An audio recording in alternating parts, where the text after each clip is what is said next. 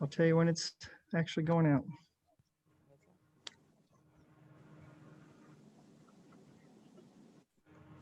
Okay. Okay. We'll call the meeting to order. We have a quorum. All commissioners are present.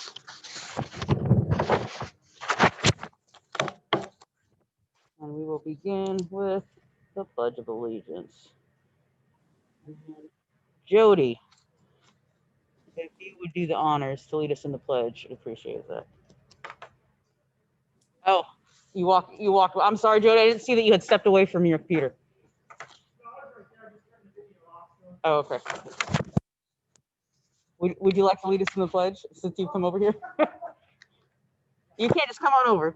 We can share. We'll just stay 6 feet apart. Ready?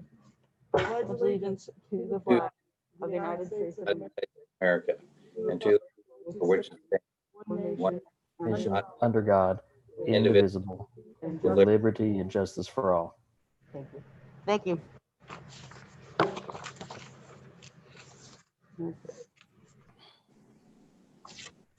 First item of business is the approval of previous meeting minutes. Any commissioners have any insertions, deletions, or discussion?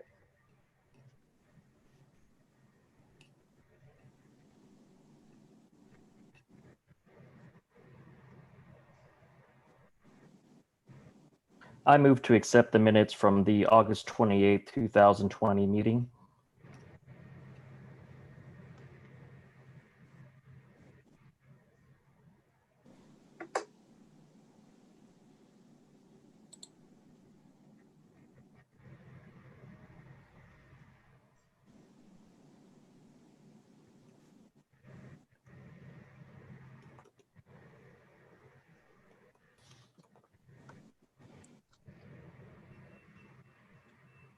Commissioner Starr, are you with us?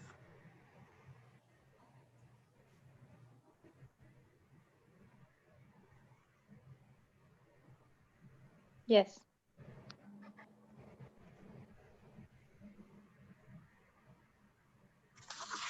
Okay. I'm not sure where my background went. It disappeared.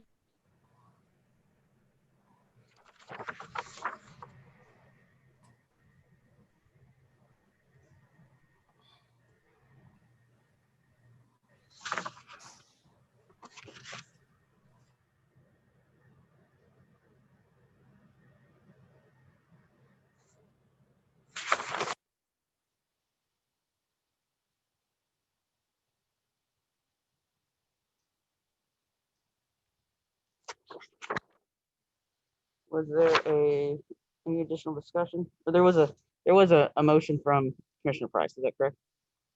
Did I hear that? Do we have a second? Yes, that's correct. Second. All those in favor? Aye.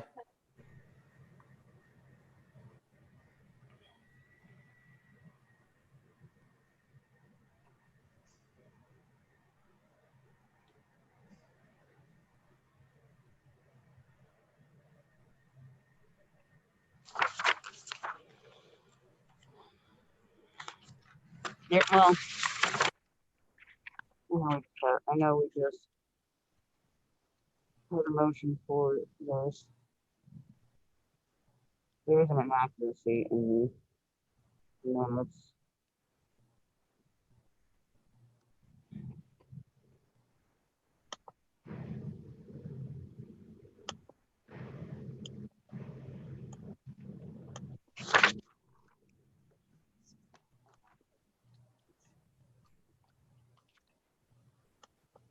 Not exactly accurate, but it's fine. We'll move forward.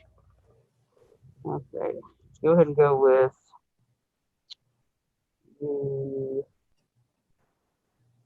I guess the first thing, the surprise addition to our agenda, that notification that we received from the Secretary of State's office regarding an error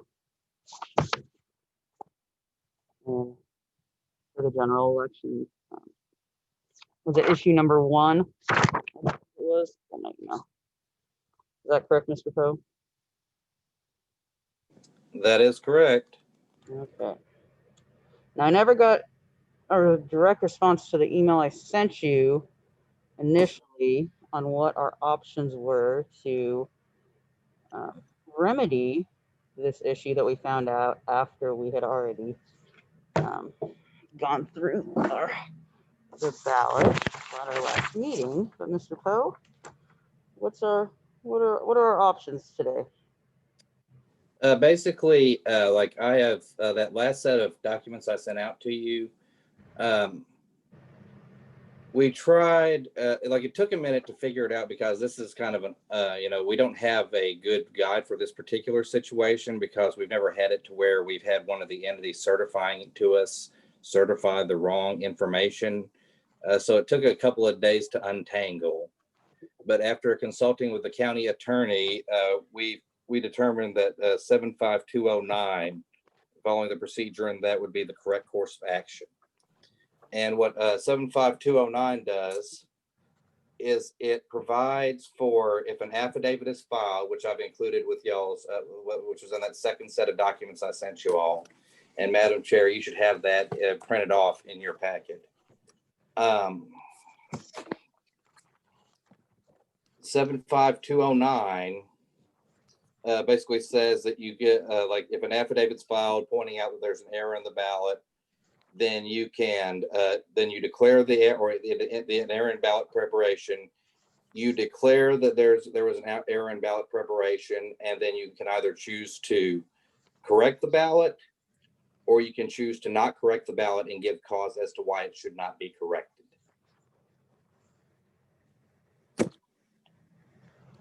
Well, the only question I have is, and I found this out from the governor's office, actually was the one who told me this, about cost of reprinting if the printer has already started printing.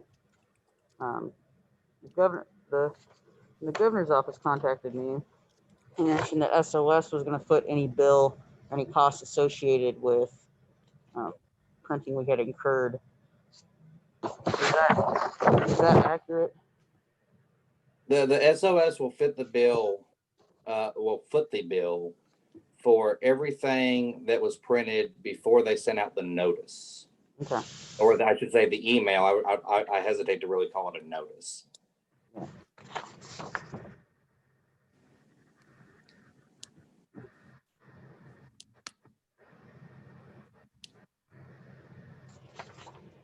Madam Chair, I have a question, if I may. Go ahead.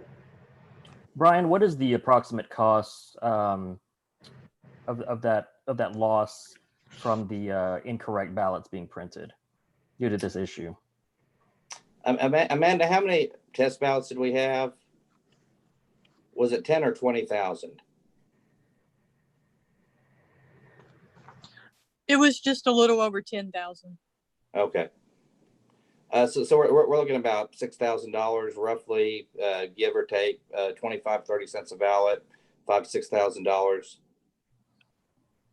Okay, and that's the amount that the Secretary of State said that they would reimburse us for. Is that correct? They would pay for that amount.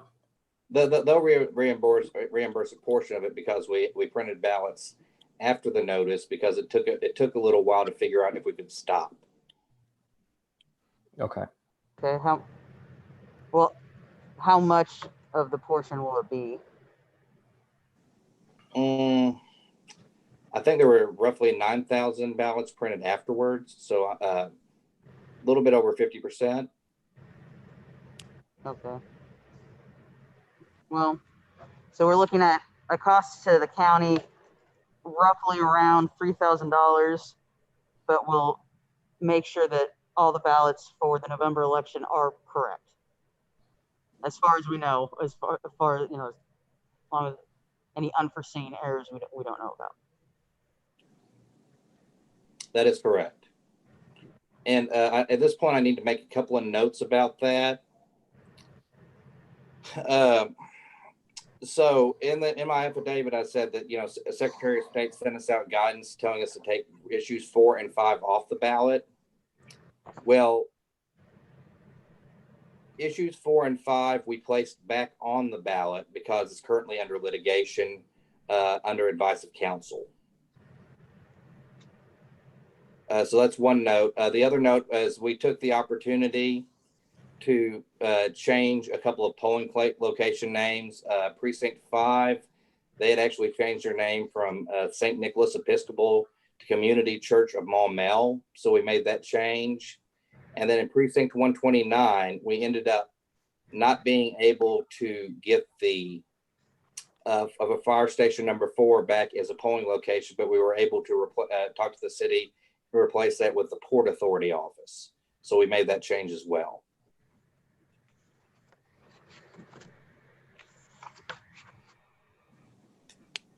And Madam Chair, Go ahead. under advice of which council? County Attorney.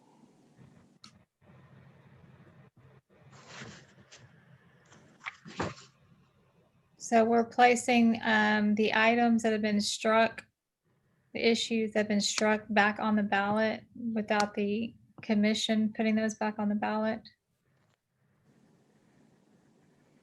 I mean, if you want to, you can choose to take them off and we'll just redo it. Yes. Is that the consensus of the state board, or was that just the county attorney? But from talking to Secretary of State, they would very much like those placed back on the ballot. Do you have that in an email? I do not, but I can get one if you'd like.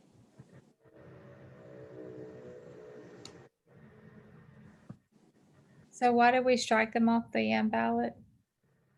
Because Secretary of State sent out guidance saying they could be taken off the ballot. Okay. And they changed their mind? Yes, they I believe they've changed their mind on that. But they have not changed their mind in writing? Is that what I'm hearing? Well, either way, it's currently under litigation.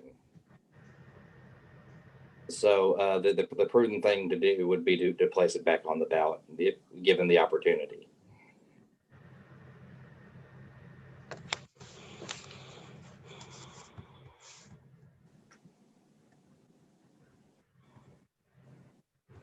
Let me see if I get this straight. So we have 10,000 ballots that have been printed. And we're gonna have to reprint 10,000 ballots and add back the 2 issues, as well as correct the issue that has missing language, correct? Yes. Okay. And are we being reimbursed for those 10,000? We are being reimbursed for everything that was printed before Wednesday. So it is, they're advising that we go ahead and do that now, just in case we don't have to reprint hundreds of thousands. That is correct. But this is advice that was given verbally?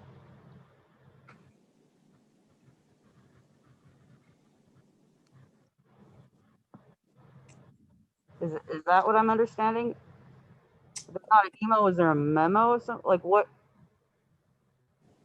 Where did you get this information, Mr. Poe? From talking to the Secretary of State's office. Apparently us in Washington County are the only ones that didn't have 4 and 5 on the ballot. Washington County has since corrected that, I believe. And since we have this opportunity, I would advise that now's a good time to take advantage of it. So Brian, you're saying every other county in Arkansas except for us in Washington County had added 4 and 5 back on. Well, most of them never took it off. Got it. So do we just have a contact that's different than the other counties that's provided us that information that's different? Well, pretty much every other county uses ES&S for printing, so they just reached out directly to ES&S and did that. So why are we using a different printer? Because we have a local printer that's able to provide us services that ES&S is not able to. May I go off a little bit here, Madam Chair? Absolutely, go ahead. What services are we being provided that ES&S can't? Well, amongst other things, they can print and deliver us ballots on election day. And is this printer, are we paying more than we would be paying with ES&S? like if I recall from the last time that ES&S bid, that this printer kind of came in lower, but that's been several years. Could we, after this election, rebid these printers, the cost to make sure that we're not paying more?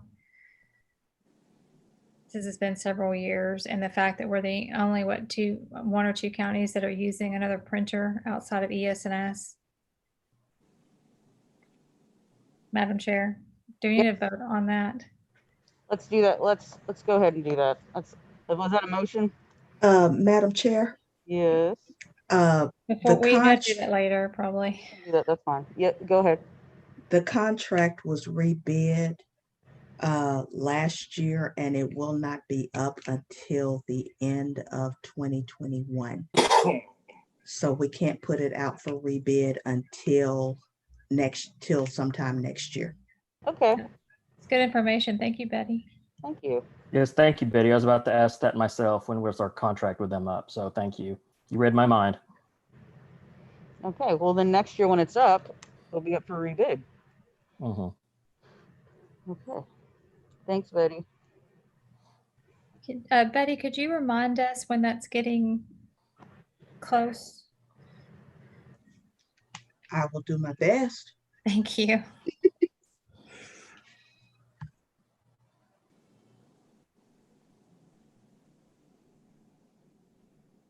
What's Washington County doing? Washington County has ballot on demand printers. Okay. So they have a lot more flexibility than we do. They have 3 ballot on demand printers that they use to produce all their absentee ballots.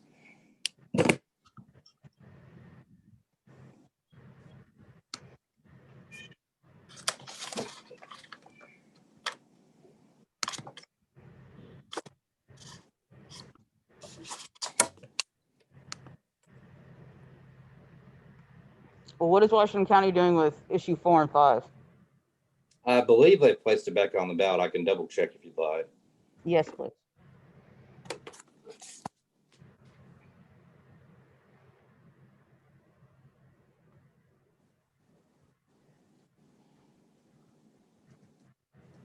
Commissioners, any additional discussion? Yeah, so I'm looking at this affidavit here, but Brian, if you would, just for the benefit of those who may be watching, could you just kind of go through that very quickly, kind of the chain of events that happened with these ballot issues that are changing? Because we are obviously familiar with it, but I feel like the general public who's watching may not be. So if you could just go through that very briefly for me and humor me, I would really appreciate it. Okay, on August 20th, we received an email titled ballot measures that basically was a certification for the ballot measures for the November 3rd general election ballot. On the 27th, we received an email entitled ruling on issues 4 and 5, stating that issues 4 and 5 do not count and do not need to appear on the ballot. So that's when 4 and 5 were stricken from the ballot, correct? The 27th. Yeah. Okay. Yeah. And then basically after that, there was a federal lawsuit filed on 4 and 5. Okay. Like on that Monday. Okay. Then on September 1st, we received an email at 4:23 p.m. or 4:24 p.m. actually. We received an email stating that there was an error, or actually the way they worded it is there was a slight omission in the wording for issue 1 concerning the sales and use tax, and they provided us with a new language. On September 4, September, already gone through approval of our ballot printing by then. Correct, because our last meeting was the 28th of August.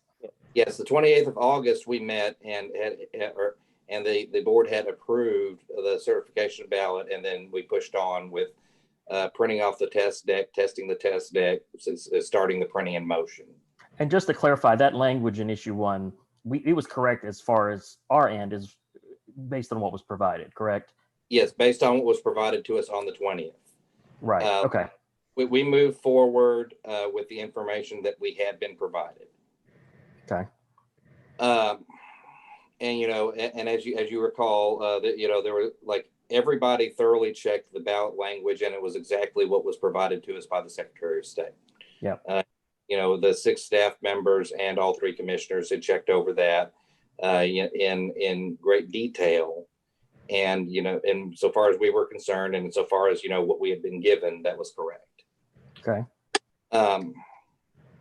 So then on September 1st, we received a email, corrected popular name for issue 1, and then they sent out this new language. So after talking to the printer, talking to the Secretary of State, talking to the State Board, basically, consulting all the various entities involved in this process, I took the advice of the counsel from the county attorney and sent an email asking Secretary of State to issue an affidavit in accordance with Arkansas Code annotated 75209 so that we could initiate the process we're in now.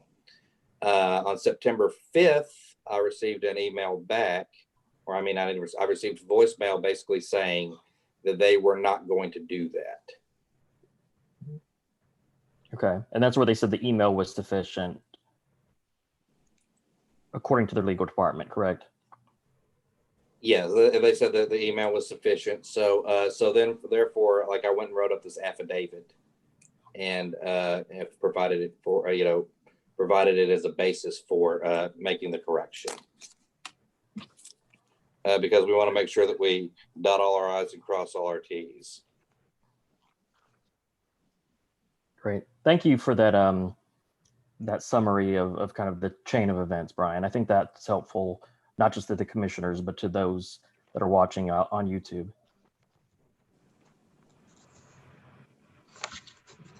So what is the next step at this point, Brian? What do you need from us? At this point, the commission just needs to make a declaration that the preparation of the ballot was an error due to an inaccurate certification, and then either choose to correct the error or choose to continue with the currently approved ballot and provide a justification as to why.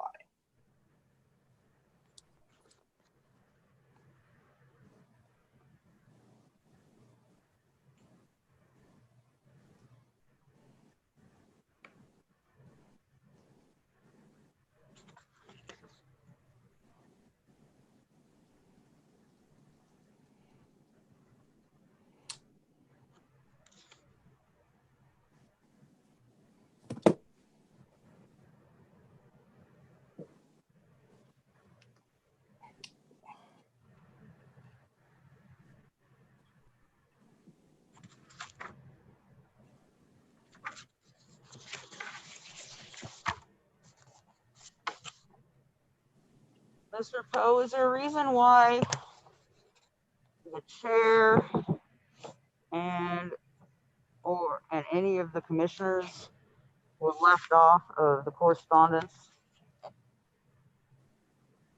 that you sent to the Secretary of State's office? So we could have been abreast of what was happening.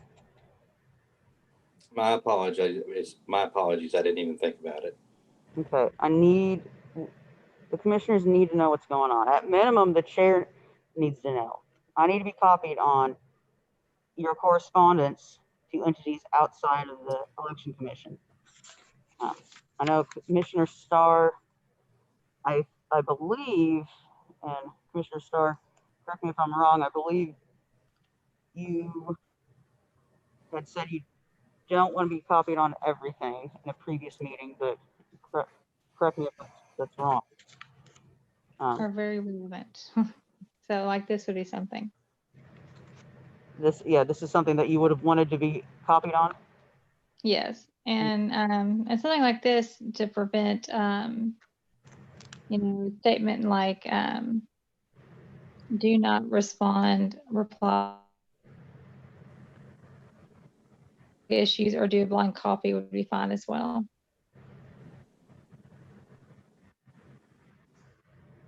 But yes. this, anything like this is, it's information we need to receive.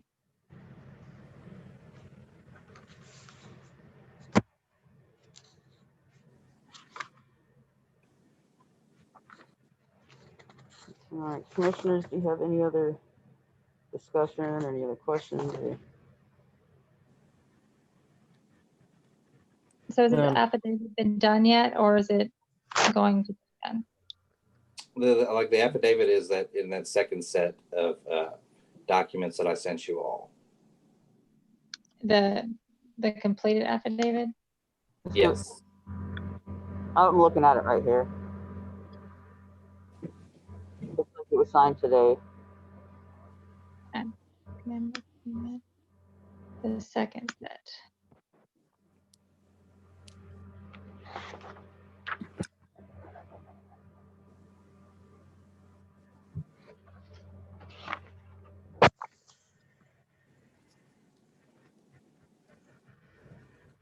I mean, has there is the affidavit already been signed and notarized, or is this notarized affidavit?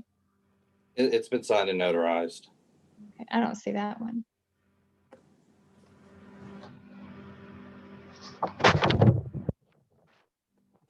Let's see. I don't see that one either, Brian. I only see the Okay. blank one. I must have sent you all the wrong file. Let me fix that. Thank you. It'll just take a minute for me to locate the correct file.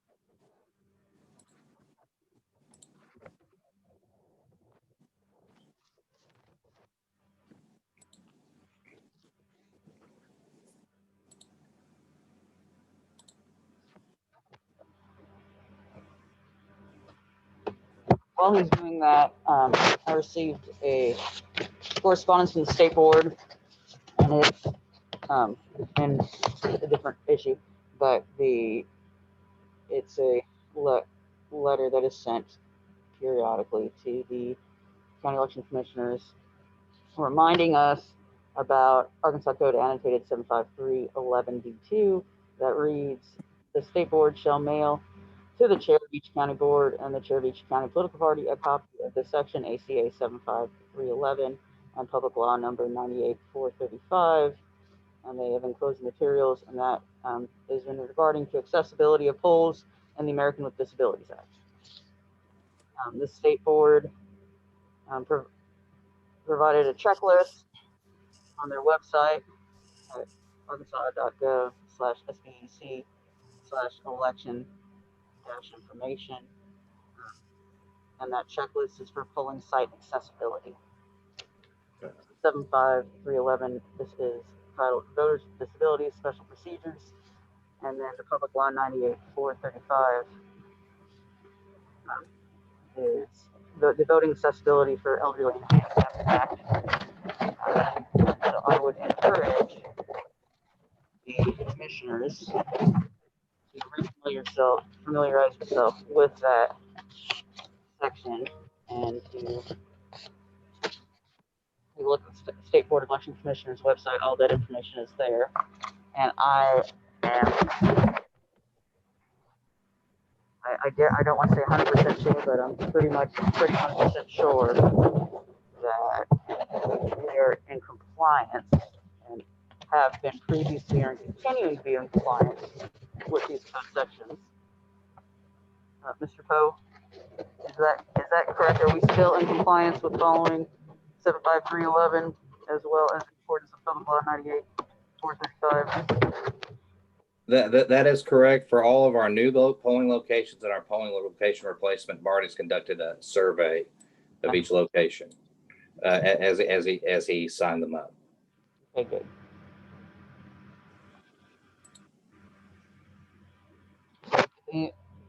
The commissioners, if you'd like to see a copy of the letter which I read you, the pertinent parts, the majority of it is just a copy of the law. I can get that scanned in. You get a copy of that if you would like.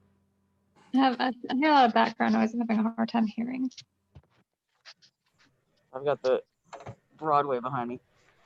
If you would like, we can get this scanned in and PDF of the copy of the letter from the state board. We can send that to the commissioners. That'd be great. Thank you. Okay. So, Jody, before you leave, let's scan this in before we leave tonight. Forget about it. All right. Thank you. I appreciate you, Jody. Okay. Mr. Paul, looks like you got that copy of the affidavit. Yeah, go ahead. Send PDF. Thank you. I appreciate it. Yep, I received it as well. Thank you. Okay. Thank you. And thank you for attaching the email correspondence also. It's very helpful.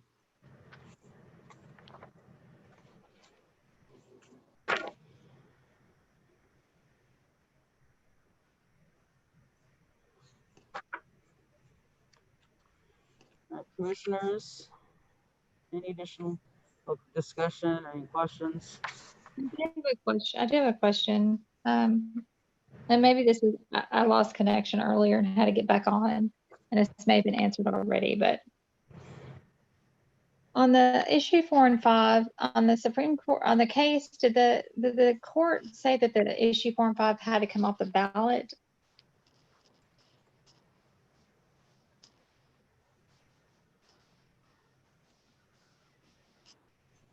Not to my knowledge.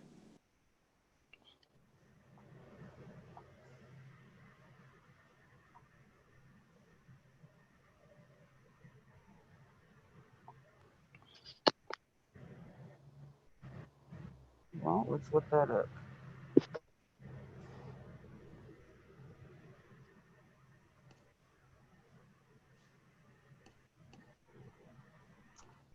Mr. Poe, was that the 820 syllabus? Do you remember?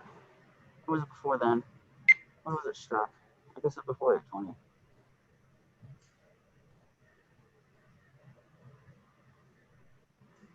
As far as the code, No. Date for the. I'm gonna pull up the Supreme Court ruling. Double- Do you remember the date? I believe it was the 27th. Okay.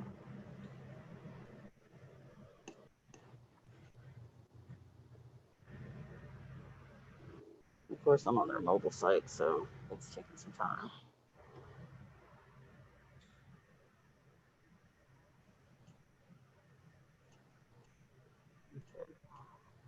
Okay. Supreme Court, 2020. 827. Let's see what the opinion says.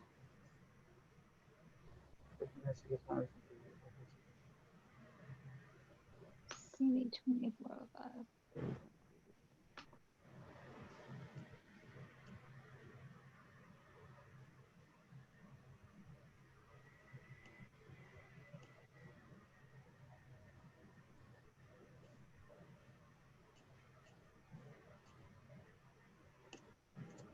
Neither amendment has enough signatures for ballot placement. So even if we agree that the word signature that proposal became fail. Let me go back to the other case. I guess I'll go to source. Here we go.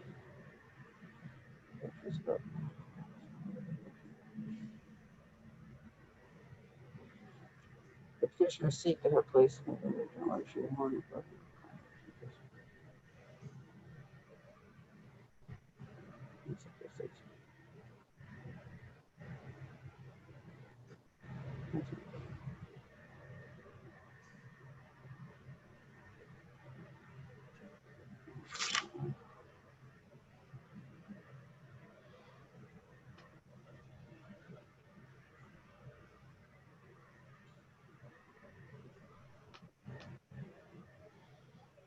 Okay, rejection is computation.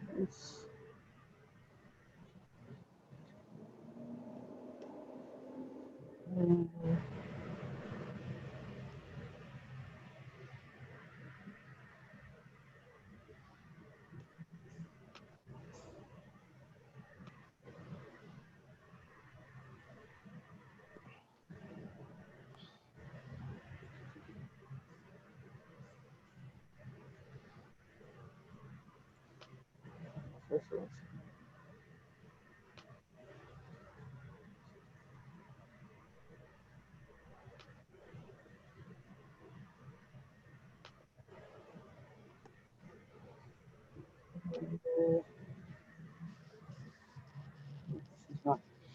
Some petitions are not complied with the Code annotated section 79601B3. The initial petitions that issue are insufficient and petitioners are not entitled to a cure period. Thank you, sir. That's not my petition.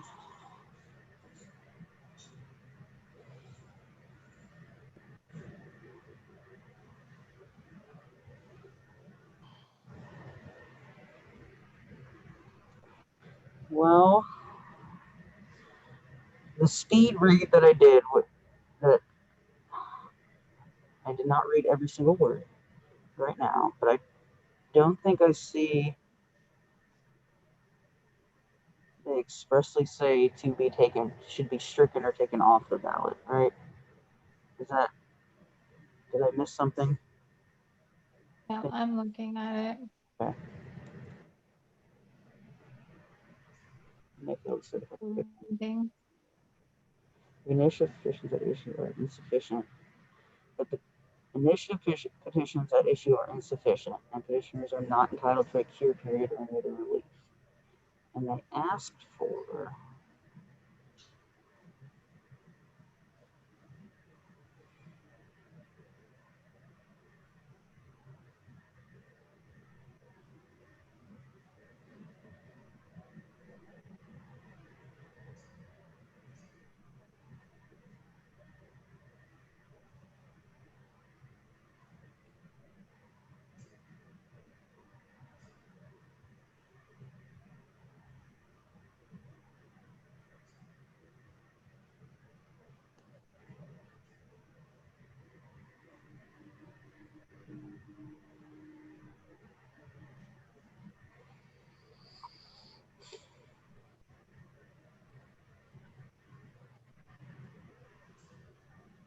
I don't see anything where it says remove from the ballot. no.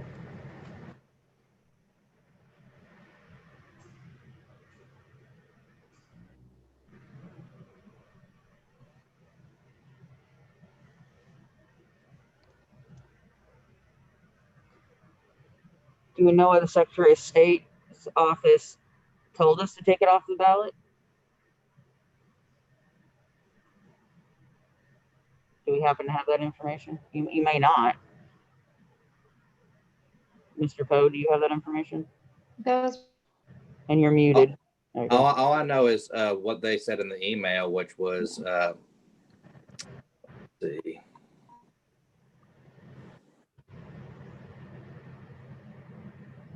Arkansas Supreme Court issued a ruling today that the redistricting commission petition and open primaries ranked choice petition were insufficient. Thus, issue 4 and issue 5 will not count and do not need to appear on the ballot. For the time being, issue 6 will remain as issue 6. I think that's literally all that they told us on it. So That's all.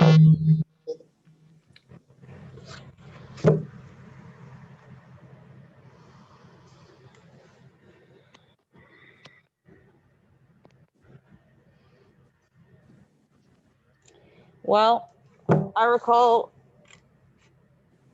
at our last meeting, not having those two issues on the ballot made the font size, not the font. There wasn't a change in the font size. I know there was someone had a comment about that.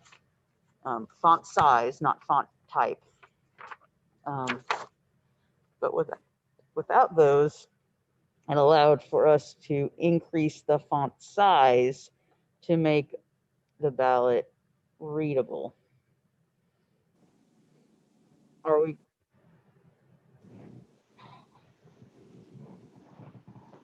And was the size, Amanda, you're the one that talked about that at the last meeting.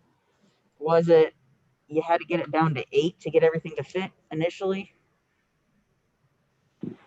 Since I have added those issues back on, I was able to get it at a 9. Okay. That's pretty small. Mhm. And if you'll notice on the back of some of those ballots, issue 6 does go halfway down the last column. So I can't bump it up any higher than that without going to a 2-page ballot.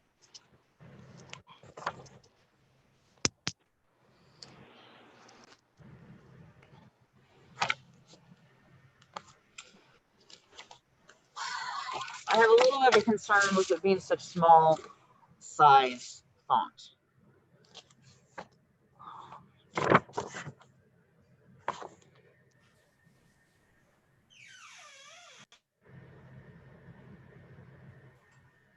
Yes, Madam Chair, I'm concerned with that as well. From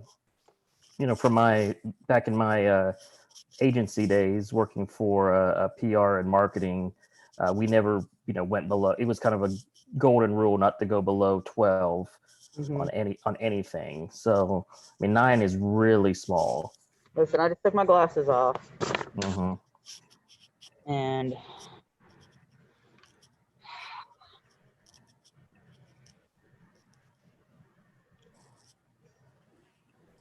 it might not be small for an 18-year-old with 20/20 vision, but I'm concerned for a lot of adults coming to vote. This is going to be difficult for them to read. 9's better than 8. It's rather small. Now, thankfully, it's not some crazy color. It's white on black, so there's high contrast. Or the other way around, it's black print on a white paper.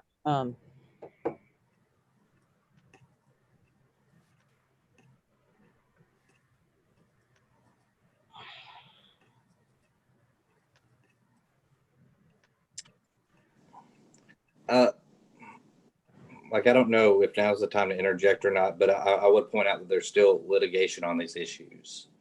Yeah, you already said that. We established that. Thank you. Okay, and On 4 and 5.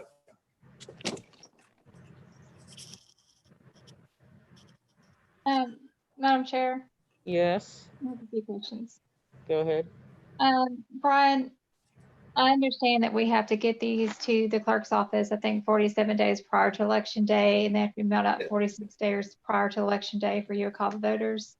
yes, What is our do or die date to get these to the printers?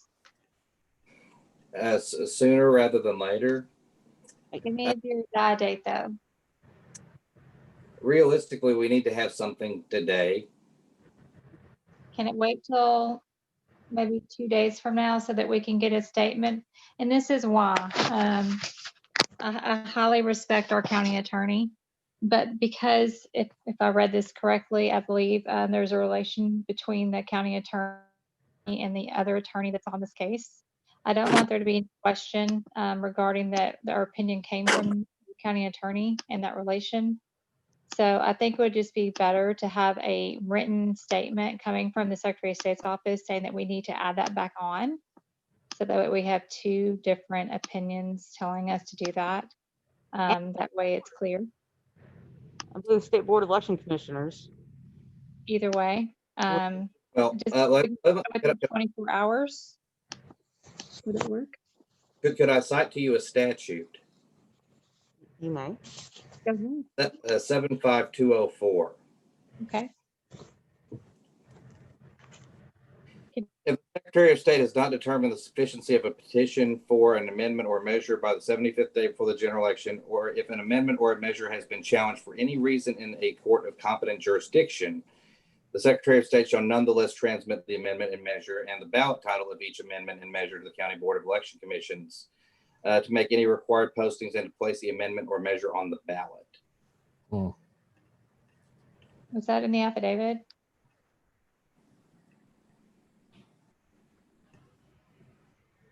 No, I'm reading it out of the law book.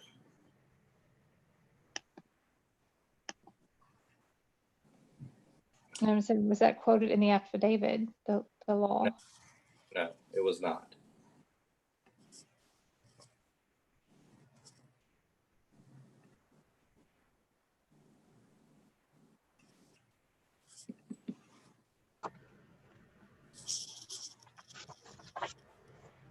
Who prepared the affidavit? Sorry, Who prepared the affidavit? I did. You did. Yes, this is my first affidavit. So, I thought so. I think for us to go forward, I think that we would need to put that reference to the statute in the affidavit. I agree. I think that's important reference to add. I would, and while you're updating the affidavit, I would include when we met and our decision regarding finalizing the ballots for getting ready for printing at our August 28th meeting. Since you're okay. going to add to, you might as well put all the information in there since you put the background information. And I Okay. agree. I think that shows when the decision was made on our part. So then anyone who reads this and doesn't have that background information will have a better view of that timeline.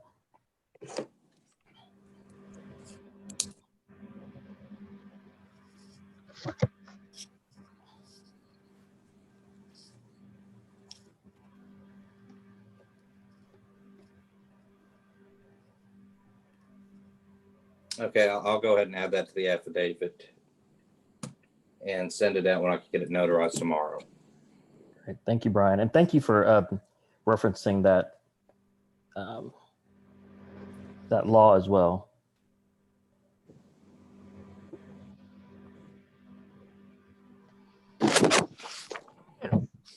Odd that the Secretary of State would send us emails specifically telling us, directing us to take things off the ballot. Or no, what would your email actually say? It does not need to apply, right?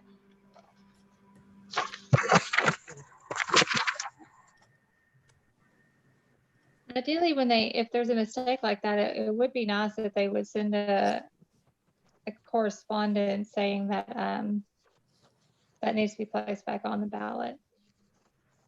I'm a little confused as to why there wasn't.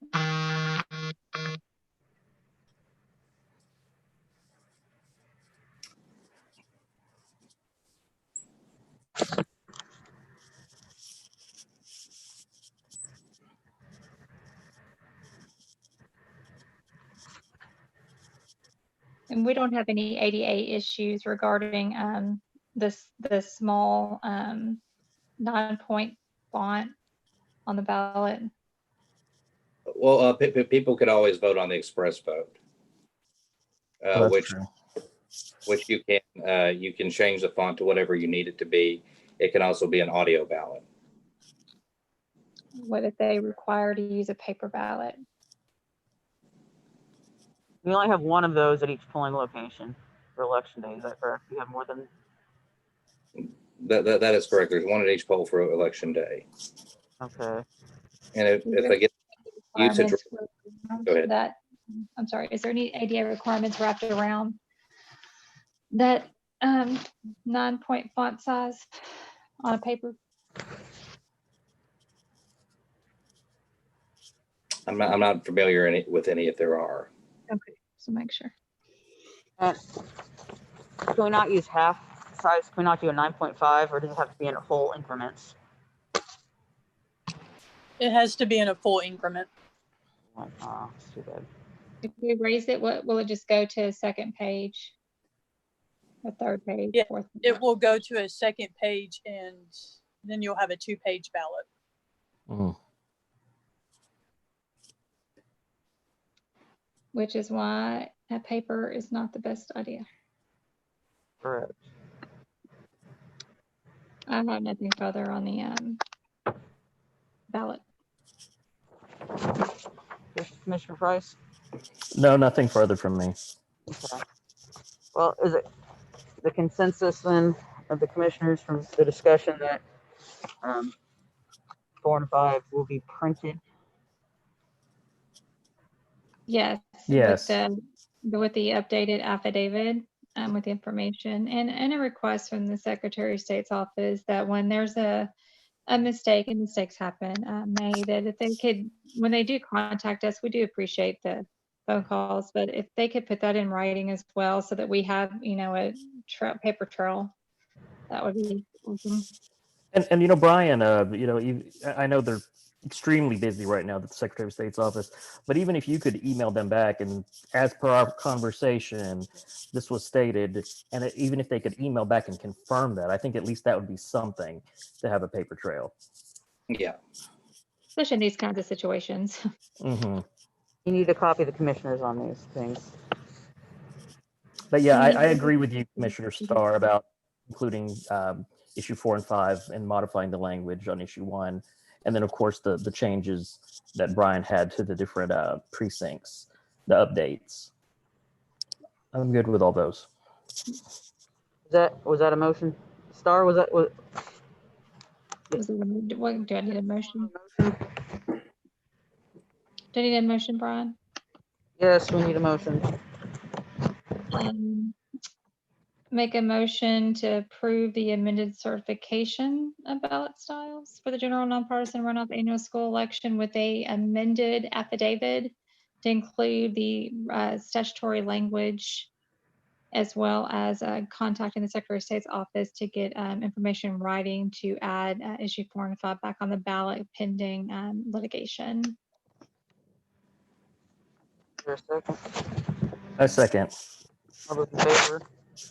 Aye. Motion carries. Okay. Okay, next item. Budget.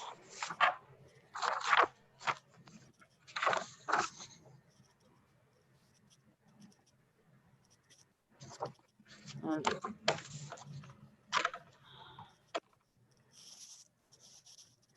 Did I miss the email with the from Mr. Poe? Did I not see your email? I sent it out to y'all on Friday.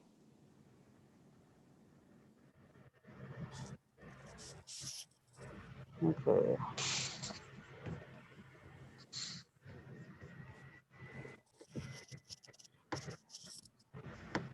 Hold on 1 second.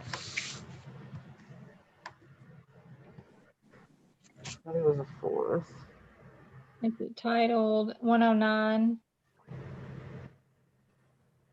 The 109 election We got the calm on 20. Friday was the 4th. The only email I got was from Sean Camp, sent the agenda. Unless it's the other $9, and then I have the PCC commission meeting agenda. Madam Chair, it's entitled Documents for Meeting / Budget. There's 7 attachments.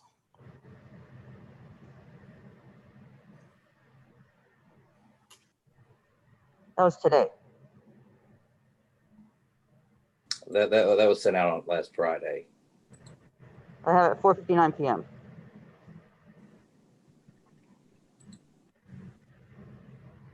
Oh, it nested. When you look at your email and your phone, it nests the most recent date. Okay. Hmm. I don't like that Outlook does that.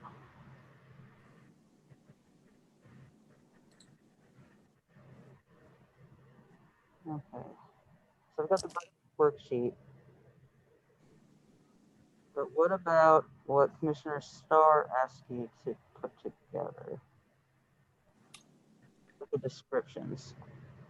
That's what I was able to put together. The worksheet has an explanation column. Oh, that's what this is? Okay.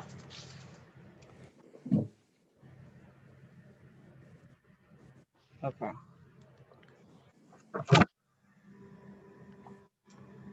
Well,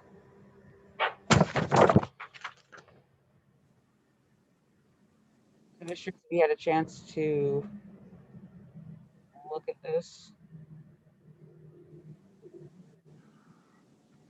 Yes, I have, Madam Chair. I would like to add a couple things.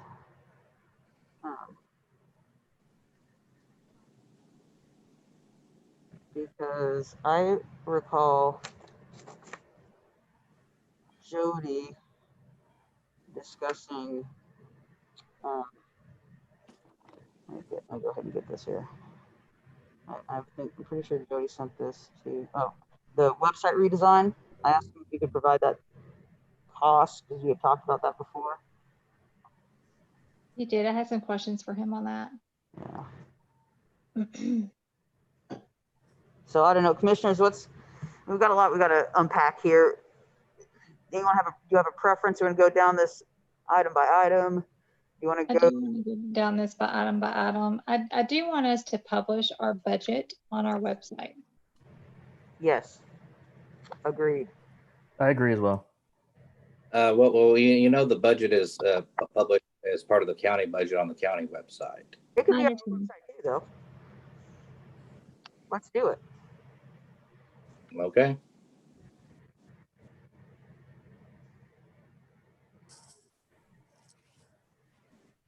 My first question would be why there's no request for salaries. That portion of the budget is always done by the comptroller's office. Okay.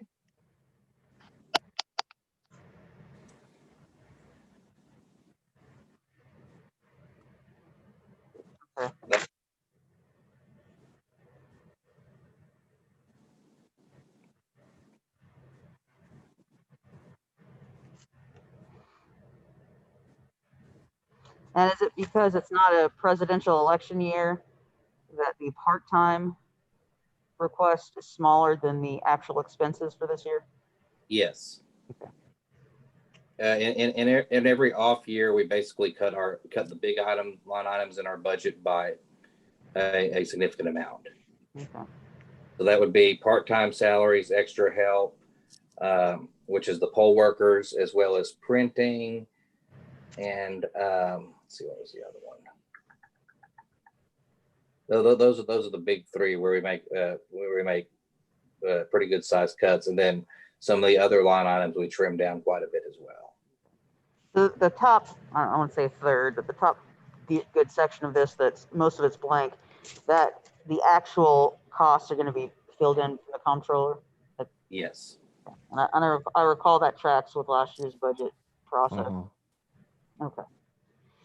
So I say let's skip down below the salaries. I don't have any concerns with the amount asked for that's on there for the part-time extra help and the overtime or compensation necessarily. Commissioners, do you want any discussion about that little top portion, the deal with salaries? No, none from me, Madam Chair. Mhm. And general supplies, I see we're about half of what we spent this year, but for a non-presidential year, that should track with historic expenditures. Is that correct?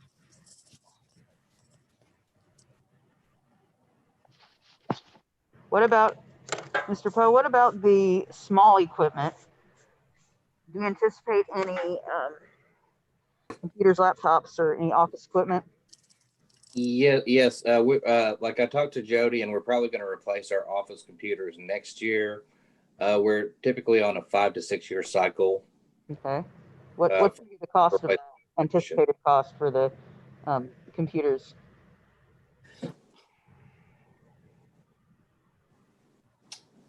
Generally, it would be, and Jody, correct me if I'm wrong, somewhere around $3,000 a workstation, give or take. In addition to that, we might look into replacing some of our printers as well, depending on how far along they are on the age spectrum. Some of them are older than others. So it's about what, 24 for how many workstations? 8? How many workstations do we have total? Six workstations for staff.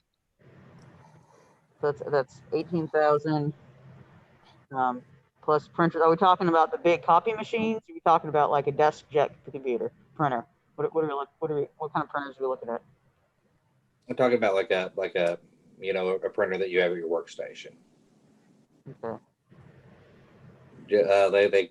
I don't even know what they cost now, but previously they cost about probably what $500-600 somewhere around there. Does that Okay. sound right, Jody? Yeah, but we've replaced several in the office in the past 2 years.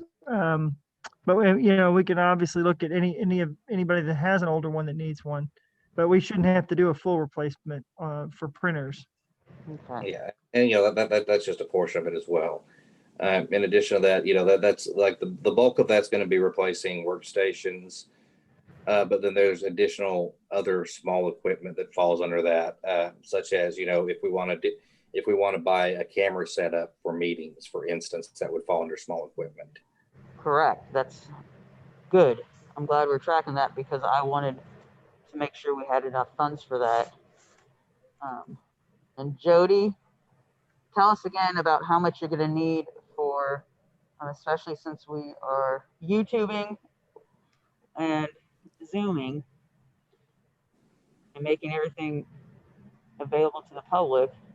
What equipment do you need to facilitate that?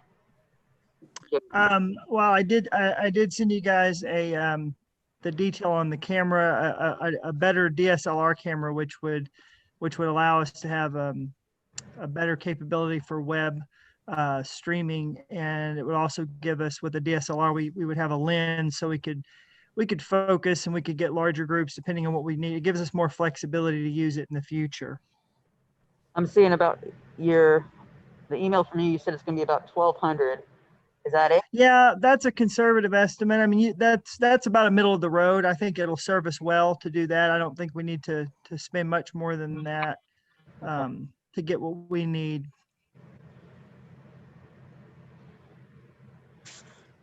So, Mr. Poe, it's about, let's see, if it's about 3,000 times 6, it's 18. So let's round up and say about 20,000 for computing, basically, plus tax, or plus or minus printers. Money for Jody for the camera, and our new PEC with a domain to upgrade our website, and then also get a new domain is you probably could be doing around 6,000. Is that correct, Jody? From the email, from your email, am I tracking that? That would be in a different line item. Is that gonna be Like this is just strictly like office equipment. I mean, this is strictly like physical hardware type stuff. okay. So if we were to go out and buy another fax machine for whatever reason, things of that nature. Okay, well, let's not buy another fax. I don't think we need a second one. Yeah, I don't think we do either. Okay. Anyone that faxing can PDF it to us. What other possible expenditures? Because we're at about 20. I'm thinking at least 20, 22, maybe, just a little wiggle room, maybe 25, just to, in case what Jody needs costs a little bit more, in case we need to spend a little bit more for equipment. I see that we're at 30. Is that going to cover everything and take care of Jody's needs to make sure the public are able to have access so we can stream and do everything that we need? Is there anything else that would need to go into that? I have some questions for Jody. Go ahead. It says computers and laptops. Is your workstation a actual physical desktop, and you also have laptops? No, we have desktop workstations that the staff works on a daily basis. The laptops that we're currently using during the pandemic, for instance, are laptops that we used to use for early vote when we had to have the early vote sites capable with, they had 2 laptops location for iPower usage. And so those computers have been repurposed during this time, since we are now using electronic poll books. We were able to repurpose those. So that's the reason we have the laptops that we have. So have you looked into instead doing laptops that are work as with a docking station and that have monitors instead, so that your laptops can be taken away when, especially when you want to work from home. Do you know what I'm talking about? Yes, I know. Yes, Kinda how I've we used work. that in previous jobs that I've had. That certainly would be something worth looking into, especially with the situation we're in, and looking forward to the future if we were to need that. So yes, but I don't have that. I haven't looked into it budget wise, so I can't give you any numbers. But I definitely think that would be worthwhile. Okay, and getting away from the whole CPU idea with that as well, but if you could look into that, I think that'd be great. You know, with the monitors, and then what about security? So does this include any kind of security software, any kind of, you know, virtual security? What is this? Does this include any of that? It's just physical equipment. Right. Is that right? Yeah. If I'm we're talking, talking about like cybersecurity. right. Currently, again, because we're desktop based, we don't have any secure, you know, we haven't purchased anything like a VPN or anything like that. Again, if we went to a laptop based system where people were using them to and fro, and that was their main computer, we would definitely want to do that. Okay. Because currently the way we access is just through a remote access, and it takes advantage of the security that we already have with our server here at the office locally, since we're remoting into those. But yes, that would definitely be a something that we would need to do.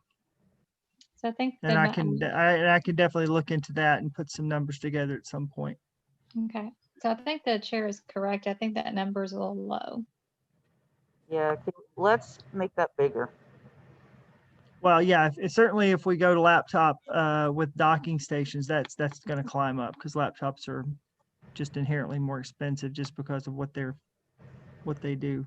Well, it prevents you from having to deal with any kind of issue that you've been dealing with in the past whatever, how many months this has been going on. But also, I've lost count. you have a lot more security wrapped around that, you know, and then you can use it for two different purposes. So you can work with those from home. You have those also as your working station, and then you can wrap some security around that as well. So, I mean, I don't know how y'all feel about that, but if you want to kind of look at that and probably, you know, double that figure that you're looking at is what I would look at. I would agree. I would absolutely agree. I would bump that from 30 to 60. What do you think, Commissioner Frost? 60. I was thinking more like 50, but I'm cool with 60. Yeah. I would rather us have more little buffer. So we don't know what the cost is, but I was thinking more like 50. What about you, Commissioner Starr? I think about 50 is about right. 50 is fine. I think 50 is probably more than we need. It will be. It will be way more than we need, but it's a better, you always want to plan for the security aspect as well when you're looking at any kind of virtual network, and when you're looking at your servers, and you also want to look at with everything that's been going on, we need to really focus on how we want to be more transparent when we're doing all these you know, counting, canvassing, everything else. We want to kind of upgrade some of that as well. So let's kind of be proactive and have some stuff ready going forward. Mm-hmm. Let's go ahead and change that to 50 for the small equipment. 50 or 60? 50. 50. Okay. 50. 50. Mm-hmm. Janitorial supplies. With COVID issues, are there any additional janitorial supplies that are coming out of our budget? I see we've gone over the allotted or budgeted amount for this year. Do you anticipate that growing or changing? I would say that at this point we have stockpiled ample janitorial supplies. Okay. We have it's too bad Bart's not on. He could catalog it for you, but it is quite a bit. Well, then here's my question: do we need to ask for more, or would we want to go back to just the 200 that we had budgeted for in 2020? If we have a bunch that's going to carry over, presumably we won't be buying as much as we did this year.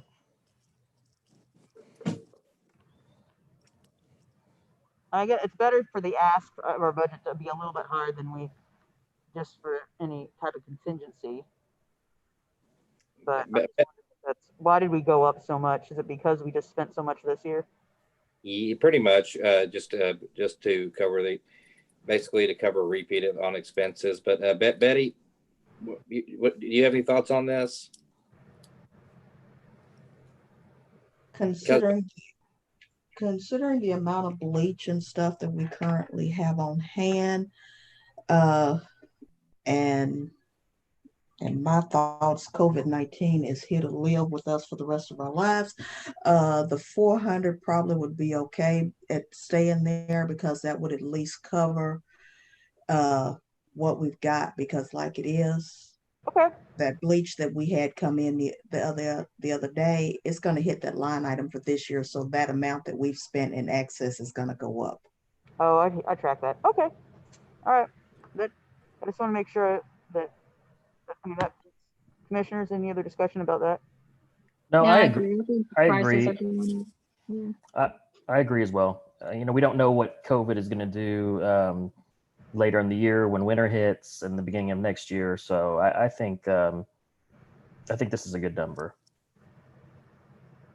Okay, I'm okay with that. Food. Once I remember we had a discussion about this last year about food. We actually spent some money. What did we buy? Apparently, we bought one thing for $38.88. Food we generally save to spend for coffee and cookies for the poll workers. Mhm. But since we have COVID, that's not really been a thing this year. Oh, So not even bottled water or anything like that. no, we're very strongly discouraging any eating or drinking in the training area, and strongly encouraging people to wear their masks throughout. Mhm. Okay. So The one thing I will say is this line item generally stays flat. it does. No, I noticed that we actually spent something this last year, and I was like, oh, apparently we bought one thing. I'm So assuming. why don't we reduce it to like 250? Yeah. So let's do it. 250. Do it. And if we end up getting close to that, then the next year we can ask for more. But if it's not anything that we're really using, and last year I don't recall we did, I'm okay reducing that to 250 or even 200. Commissioner Price, I'm fine with that. does that work, Ryan? Well, what I would say is with line items like this, it's generally best to leave them alone because if you try, this is the type of thing that for some reason, and this has been in every organization I've ever been in, these little small line items where you make adjustments to them one way or the other are the ones that draw all the attention. Well, they draw the attention all they want. We're not spending it. We're trying to save money for the county for what we need. So let's reduce it. It can draw attention, and if they ask about it, say, well, we ended up not spending like we have in the past, and because of COVID, we're going to pass on. Right now, that's not our needs. In the future, we may need to ump that up again. But let's save the county money in the budget process now. And I don't mind telling the quorum court why we're asking for less money for food because we didn't spend hardly anything this last year. Well, I guess what I'm saying is it's not necessarily a matter of reducing it. It's a matter of when you try to get it back. I understand that. I'm used to dealing with budgets, but at the same time, that may be how they've been doing it for the past 40 years, but I would rather argue it back than to sit there and say, well, that's how we've been doing it for the past 40 years, so let's keep doing it that way.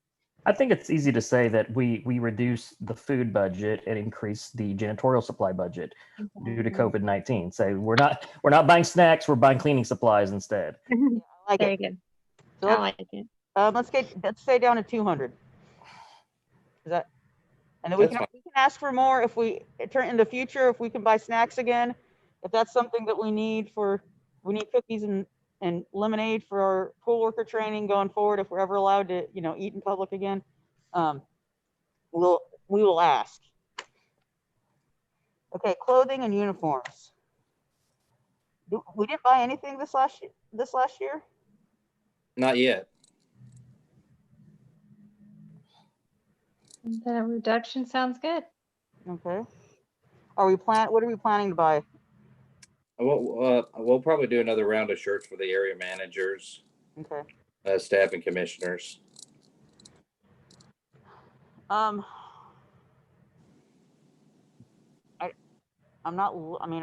want to be as fiscally responsible as possible, but what about like a t-shirt for the poll workers? Is there, I know we don't require a uniform, but would that be something that would make them, I guess it's probably not a problem with them being recognized as who they are at the polls. It's pretty obvious who is the worker. Yeah, the main thing that we get the shirts for is for the people who go from poll to poll, like Bart or Amanda or the commissioners or our area managers, is to make them stand out. Okay. So that because like if say the area manager goes to a poll and it's a completely new crew, they'll at least have the shirt there to say, hey, I'm not just some random person showing up asking you about your operations. Okay, I track that. Because the area manager will generally know like the judges in an area, but he or she won't necessarily know everybody who's working at that poll. I track that. I said that. I understand that. I was just wondering if it was something that would be of interest to the poll workers. I don't know. Maybe even be more of a hassle to have that extra. No. Madam Chair, Yes. T-shirts for the poll workers, that would be more of a hassle It because, would become unwieldy, wouldn't it? yes, because that would involve having to get their shirt sizes, making sure that I've got enough of each shirt size, the embroidery being put on the shirts. So that would cost more than the $1,000 that's currently budgeted for it for this year. No, I was just thinking about why this budget's so big. Don't worry about it. I'm just thinking out loud. Going through all the possibilities of what we would need or what we could possibly want. What about mask for, Yeah, would masks? Or for is that, the staff and the election judges or just certain folks? I would have to find out a price on masks. That should be pretty inexpensive. mm-hmm. That'll be good to look at.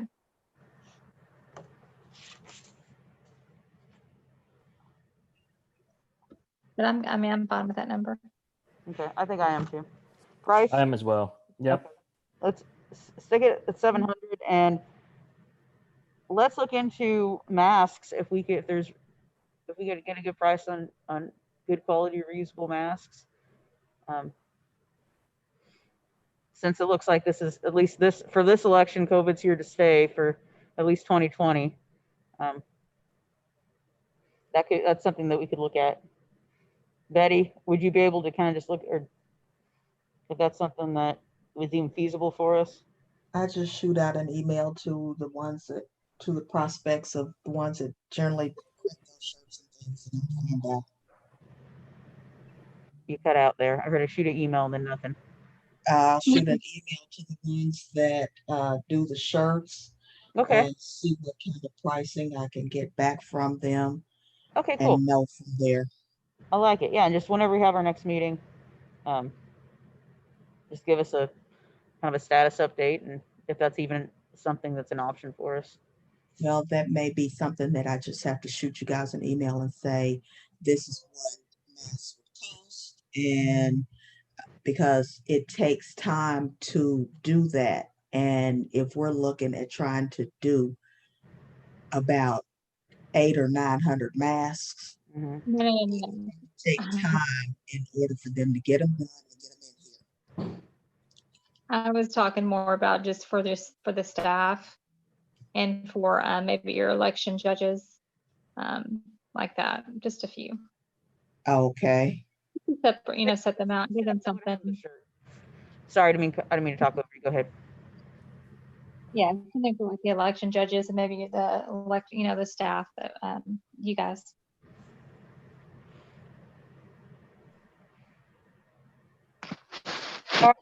So let's go ahead. I'm okay with the seven. I think was everyone okay with the 700 on that line? Yes. Fuels, oil, and lubricants. So this is mileage. Is that what this is? Or paying gas for a county car? What is this? This is to pay for the fuel at the road and bridge fuel point for our delivery trucks. Okay.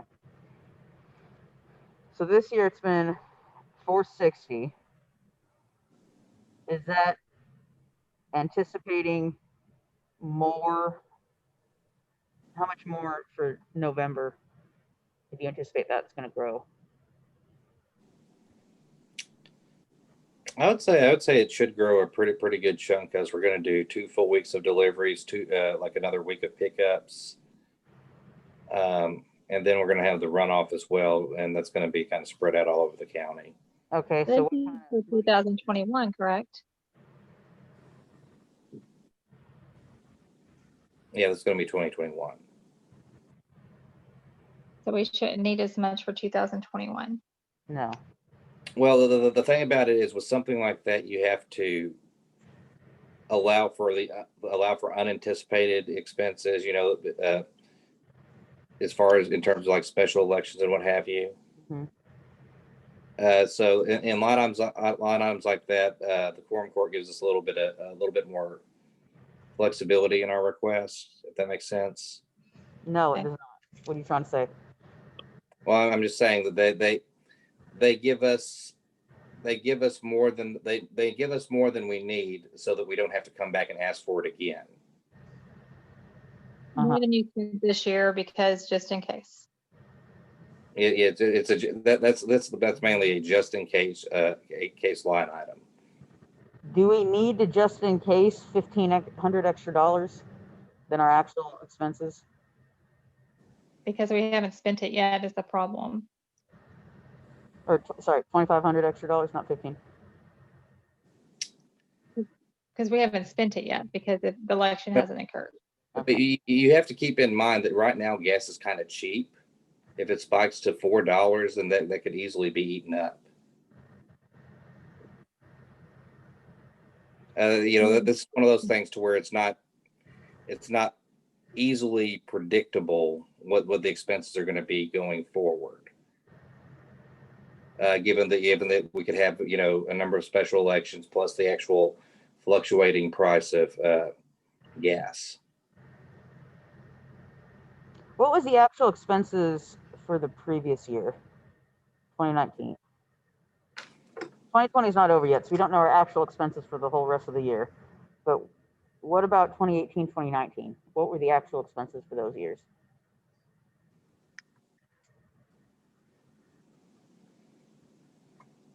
Let me see if I can find that.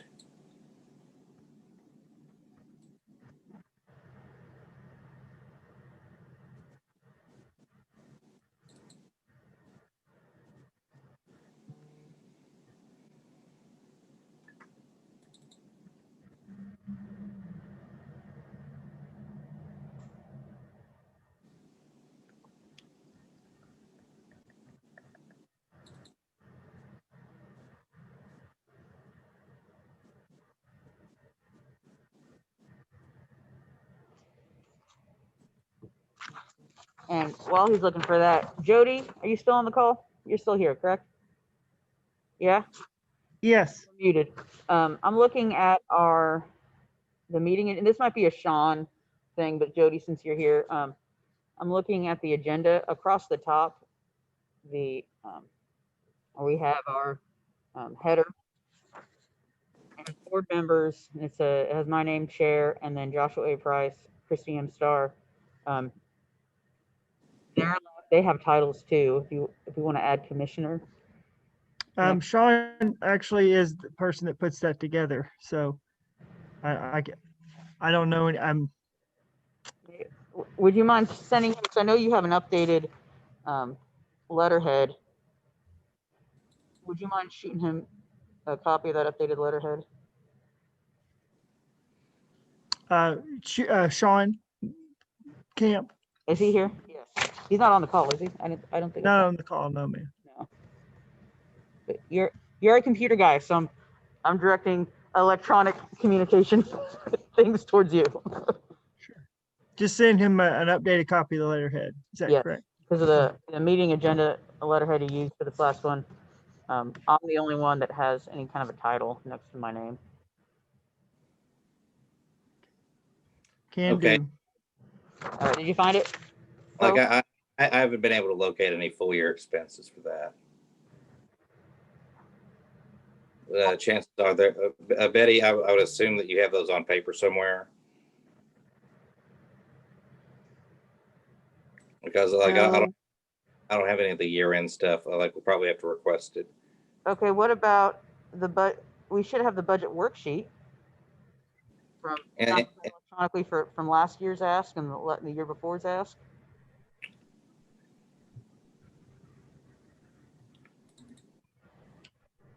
I'm going to look into my email. Just give me just a minute. We're going to go to another item. I'm just getting kind of late. Okay. 3,000 just seems a lot. Well, if you look at it, there's 2 Little Rock special elections. That's, citywide. Okay. That right there would be pretty Oh, expensive. keep it the So. same, that's fine. I'm Pride, good. I'm good with keeping it the same for now. If we come under budget, great. But again, as Brian was saying, we don't know what the price of gasoline will look like. We don't know what special elections may pop up. So I say we just leave it the same. okay. And printing, it's a non-presidential election year, so it's gonna. I see there's a dramatic cut in our ask.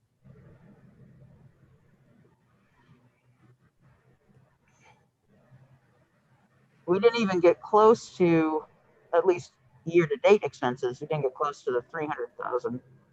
Because we haven't finished the year. But we're not done with we're not done with the printing yet. Yeah. I mean, we basically just started printing, right? Yeah. Mhm. So For the don't general. keep that the same. I'm good We're- with that. I mean, it dropped by a third. It's only a third of what it was previously, so Fine. I'm good with it.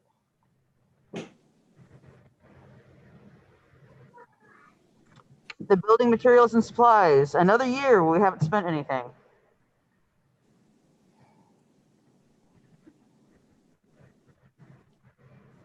What could we possibly use this for? Fixing the awning outside. Would that be out of our budget though?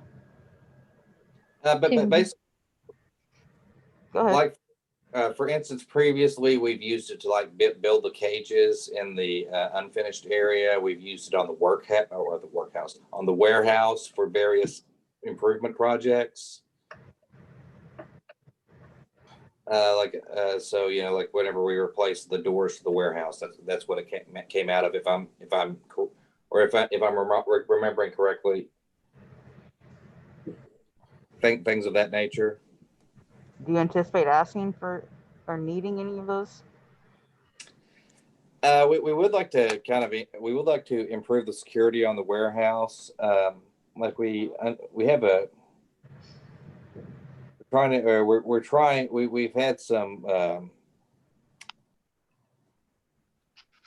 we've had some what's the word? We've had some talks with Secretary of State and Adam, I think it is, about trying to get some grant money for that. And if we do that, then I'm sure we'd have to kick in a match for that. So that this is probably where it would come from. Okay. Once again, if this is something that it sounds like you're communicating with Secretary of State about, those types of communications the commissioners need to be privy to. You got to copy the commissioners on that. At minimum, copy the chair so we know what's going on. How much do you think a new security system would cost?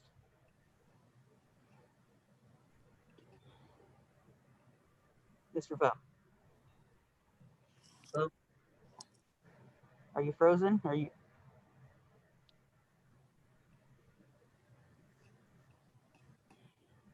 Did we lose Brian?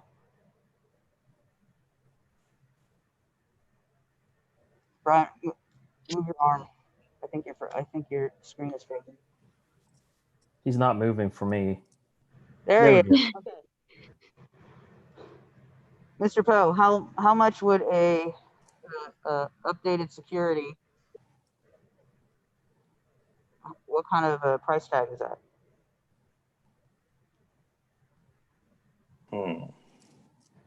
Honestly, I don't know off the top of my head. Well, since you don't know, I was actually going to ask you about that because since if this would include that area where we have those, I don't know what you call it, the key fob or the little key cards, whatever that goes in the back, that's like the entire county that has access to that. And that really disturbs me considering what's back there. How much security do we have in those areas, considering the entire county walks back there? Do we have security cameras overlooking our training rooms and then into the election commission offices and on each side? Do we have security cameras there? No. Can we get those, include that in there? Because I mean, if you think about what we're housing, I think it would be a good idea to include that. No, that's very reasonable. Okay. So let's if you're gonna have to do that anyway, since you're looking at, I think that would go in the building materials and supplies, right? Or in improvements, maybe. Yes. Okay. Well,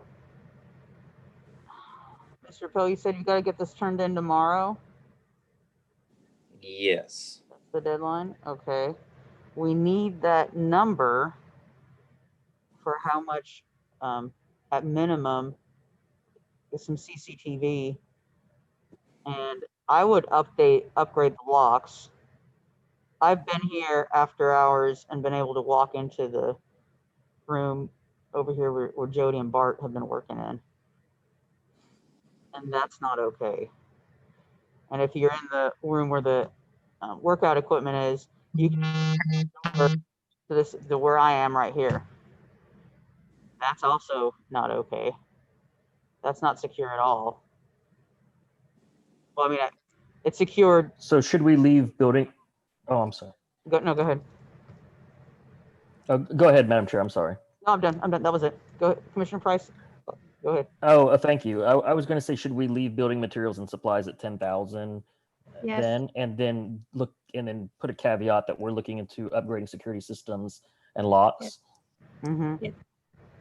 With more with some that we could, especially if we have new computer equipment, some that we could actually be able to monitor. So that has a little bit of capabilities that is maybe connected to our server and our Wi-Fi, so that we could actually monitor remotely. So that would be excellent.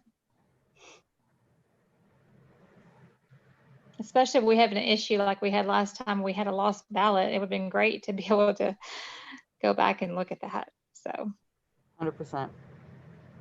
And then while you're getting this turned in, while we're talking about building materials and access, Mr. Poe, have you heard back from your request for access for the commissioners who have a statutory duty to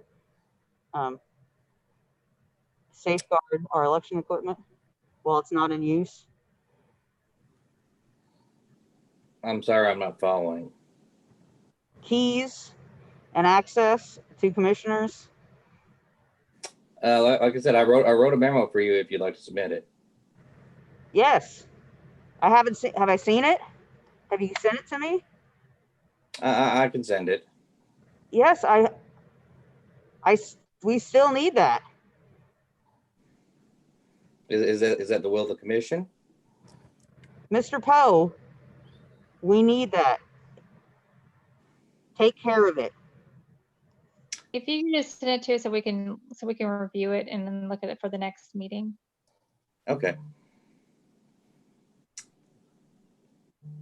Plumbing. Why are we asking for anything for plumbing? Would we ever have to pay for that?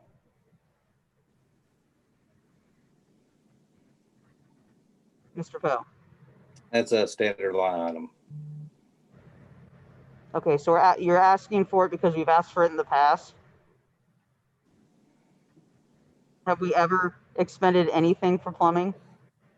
On occasion, we do need to repair things in the warehouse. That's why we don't zero it out. Would that be different than building materials and supplies if it's a warehouse building material issue? Yes, because there's a restroom out there that we're responsible for. But how would that be different than the building material line item? Because it's plumbing.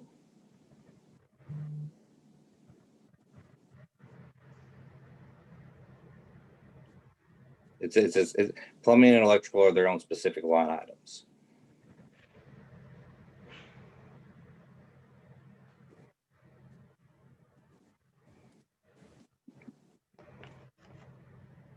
They don't come out of building materials. Brian, is 100 the minimum that we kind of put on the line items? Generally, just so we have it if we need it. Okay. So for instance, if the sink were to break in the warehouse, we wouldn't, that would probably cost more than $100, but at least we have the line item there to move it to. Does that make sense?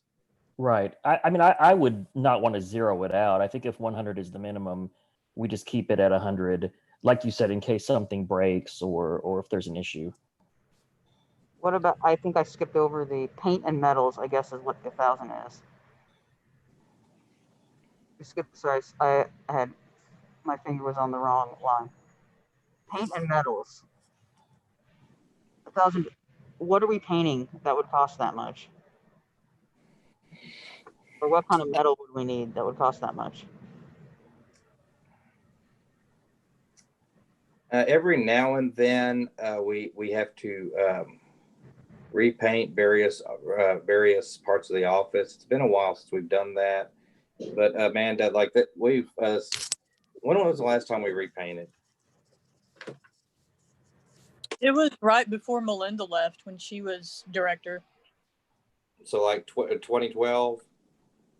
Sounds right. Yes. Okay. So that could be like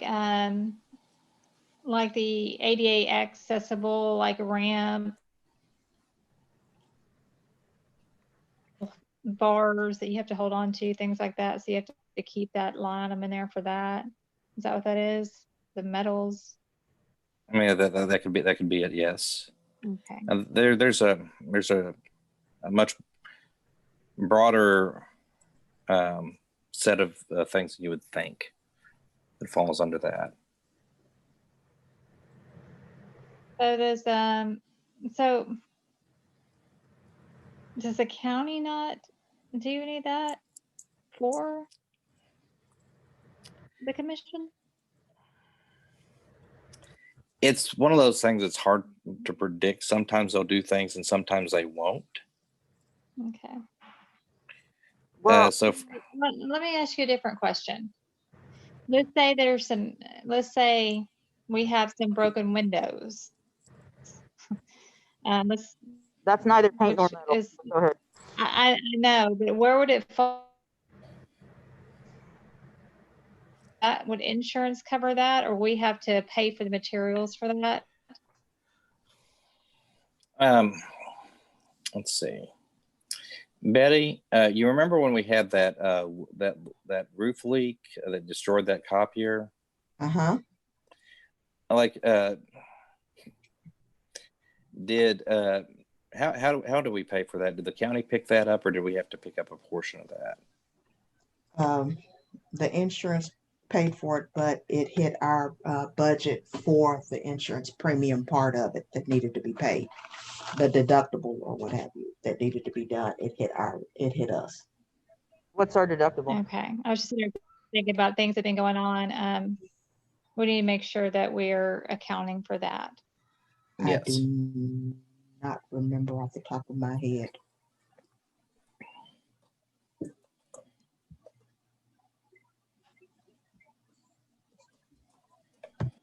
Well, I got a question.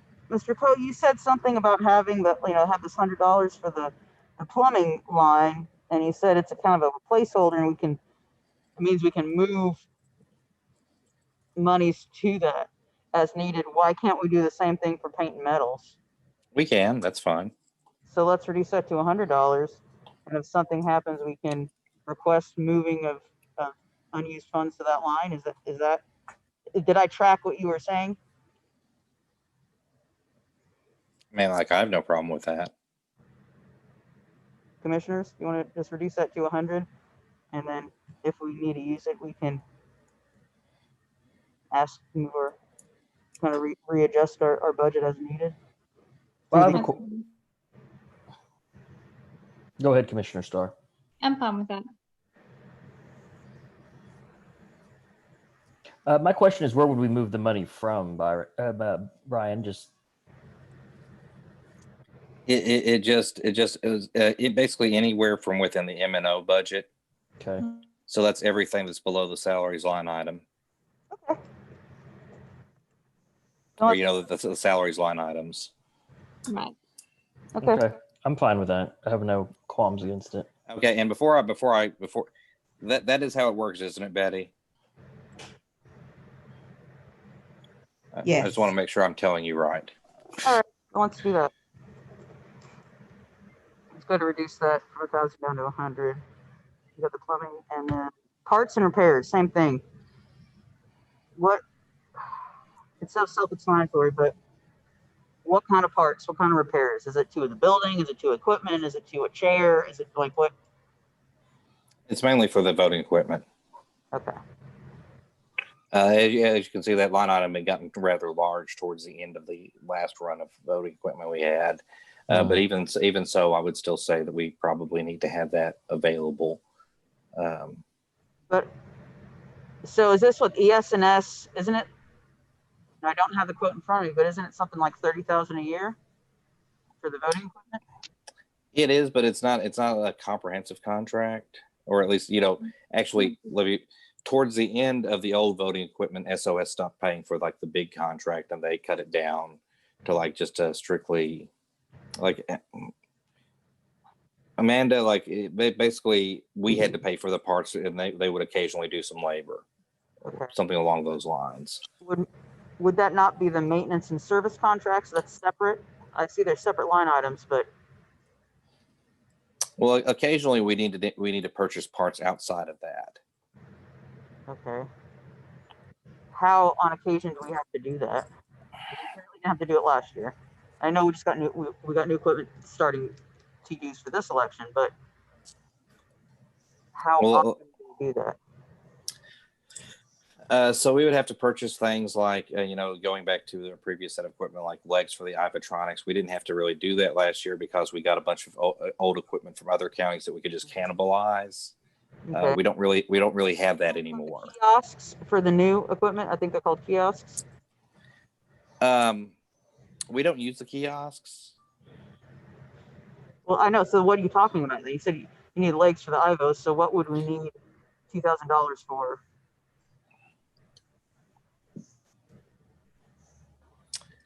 For instance, if the lid was damaged on one of the DS200s, we had to replace one of the what are they called, the hydraulic things Okay. that lift the lid, something like that, to where it's small enough to where it's something that we just take care of ourselves, rather than invoking the contract on that. And there's there's a good chance, because there are items in there that even with the big contract, I'm pretty sure that they're uncovered. So Brian, I'm sorry. So like, for example, when transporting equipment, if we have someone transporting equipment and they don't transport appropriately, they throw it in a backup pickup and it gets damaged, that doesn't get covered under the maintenance and service, right? And Yeah, it's I mean, damaged. but yeah, I mean, that could be something to where we say we're transporting equipment and somebody doesn't follow procedures, or it gets, I mean, to use a really, say that you're transporting equipment and you leave it out of the rain for some reason, something along those lines where it wouldn't be covered under the maintenance. That could definitely be something where we use that. When was the last time we needed to use it? Let's see. I feel like we used it a couple of years ago I feel like we used it on a fairly regular basis with the Ivotronics. Let me see if I can't find that for you. Would this cover our electronic poll books too?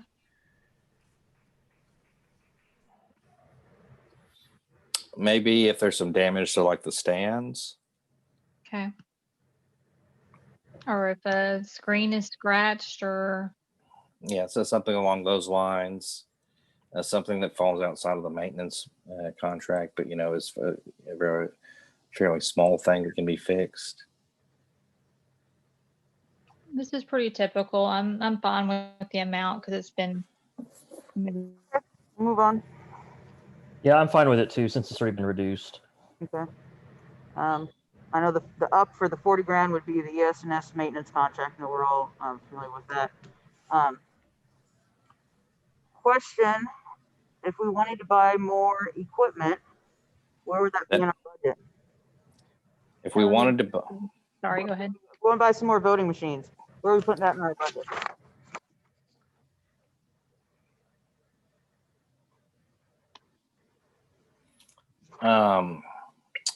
probably machinery and equipment. We didn't pass that yet, did we? No, it's the very last line item. Okay.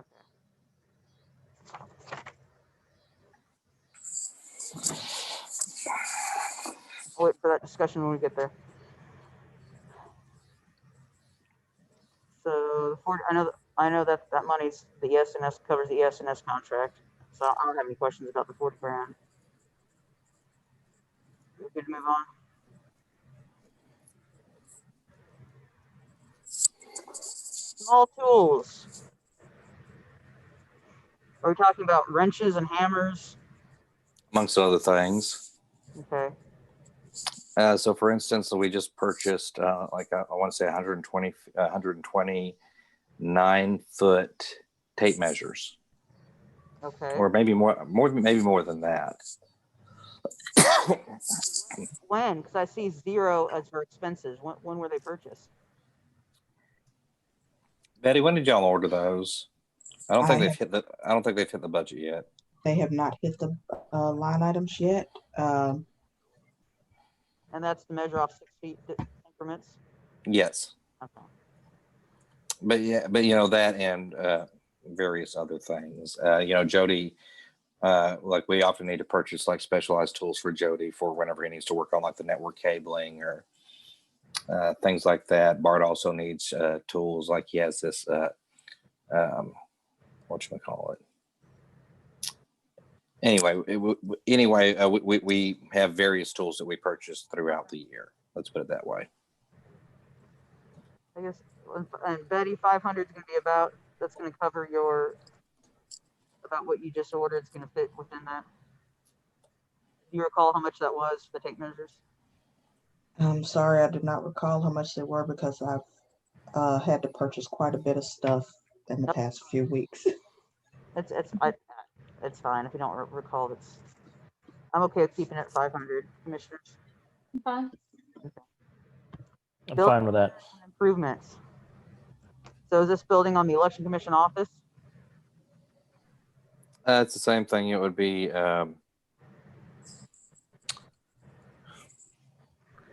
if I think that if somebody threw like a brick through our window, that's what it would come out of. The county wouldn't cover that. We'd have to put that ourselves. Well, the county is covering it through the commission.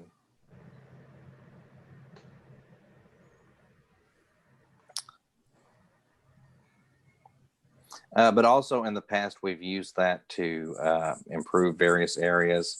So, that room you were talking about, that Jody and Bart work out of. Like, we had that room built Okay. and paid for it with money out of our budget.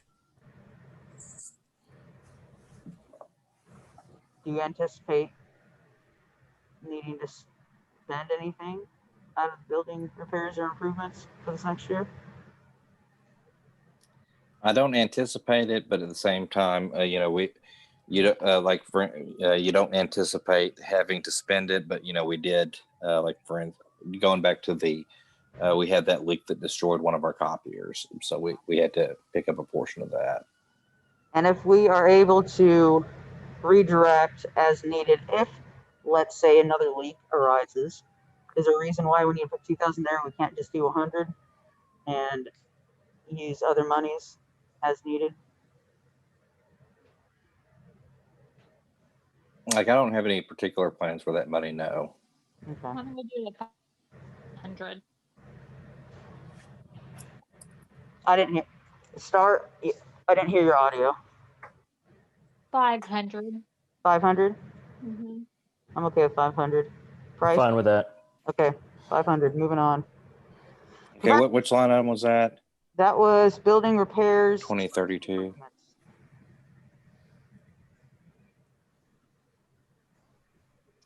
Professional services. I have some questions about this. I do too. Go ahead. Go ahead, Star. Go first. Jody. Okay. First of Right all, here. thank you. I do have some questions about this. First of all, how much is the website versus the backup server? I'm sorry, you said how much is the website versus the backup server? What are we paying for the backup server? Well, the backup server is fairly new, and Betty, I can't remember. It's only been a couple of years, and it is a facility that we got in Dallas because we used to have the server completely housed on premises when I started working here, and that server ended up dying. And we had backups that were on removable drives and external drives, and it was just really a mess. I mean, we had all our data, but it just was not the way it needed to be done. So that's when we had the backup server added to our office. Like I said, it's offsite, it's in Dallas, and it completely mirrors the server that we have in the office here. So if we ever have a situation where whether it's power goes out or whether it's a lightning strike that's bad enough that actually damages the server here, we have a complete backup that we can switch over to and immediately access all of our data without losing any time. It backs up everything. And I would actually point out that happened this year. So it's an Yeah. active. Pardon? So it's active. Yes, Okay. So you have like basically a co-location and it's in Texas. that is correct. Okay. Who's that through? It's through a company called Uplink, who we were using prior to my coming on to the staff. Okay. And so They the also do our website. website. They also do the website because that was the next Yes, and question. How much are they trying to charge with this website? Because it seems astronomical. Or is that are you talking about for the budget or for what we were talking about for the upgrading the website?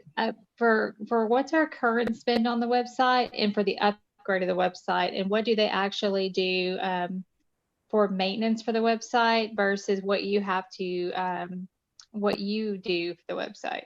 Right.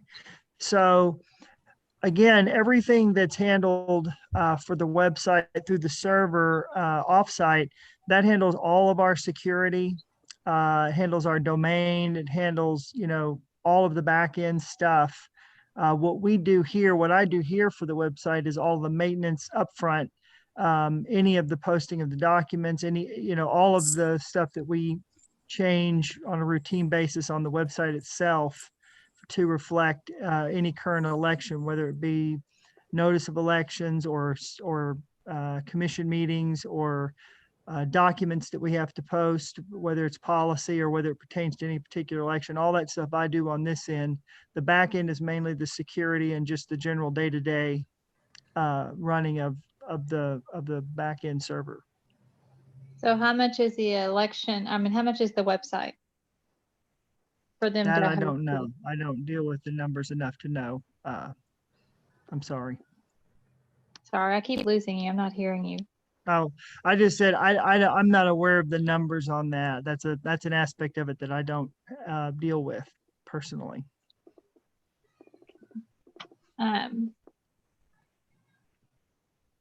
That's just really high.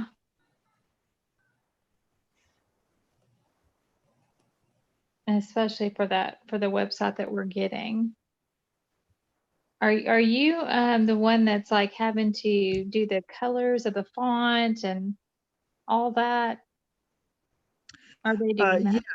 we again, and that is the website as you're seeing today is how it's been since I've been here because we never have mounted a concerted effort to do any kind of modernization of it.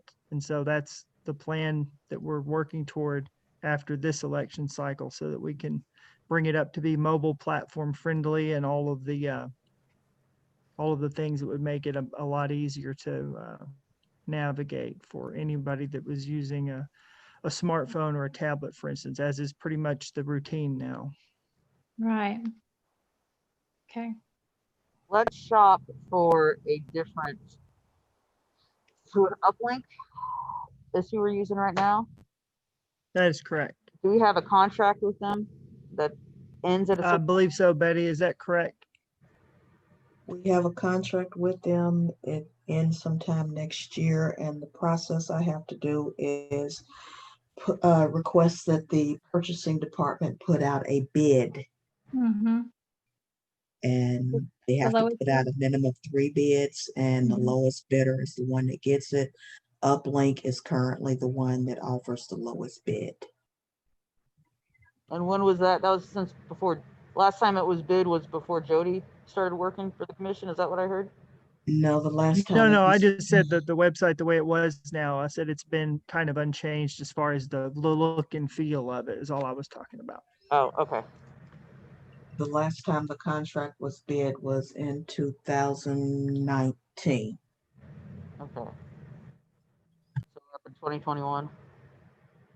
Okay. I last believe year? so. Yes, then they are generally bid for a minimum of 2 years.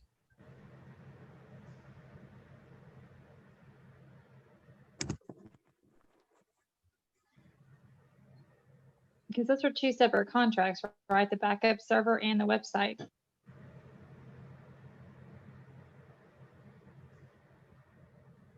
I'm not, if you're speaking to me, Betty would probably be the one to answer that. I believe it's all under it all falls under the same contract. The backup server was added to the previous contract when it became necessary that we needed an offsite. So it's bundled. You bundled it with the same provider. Yes, when they bid the lowest amount, it was just bundled to the contract. Okay.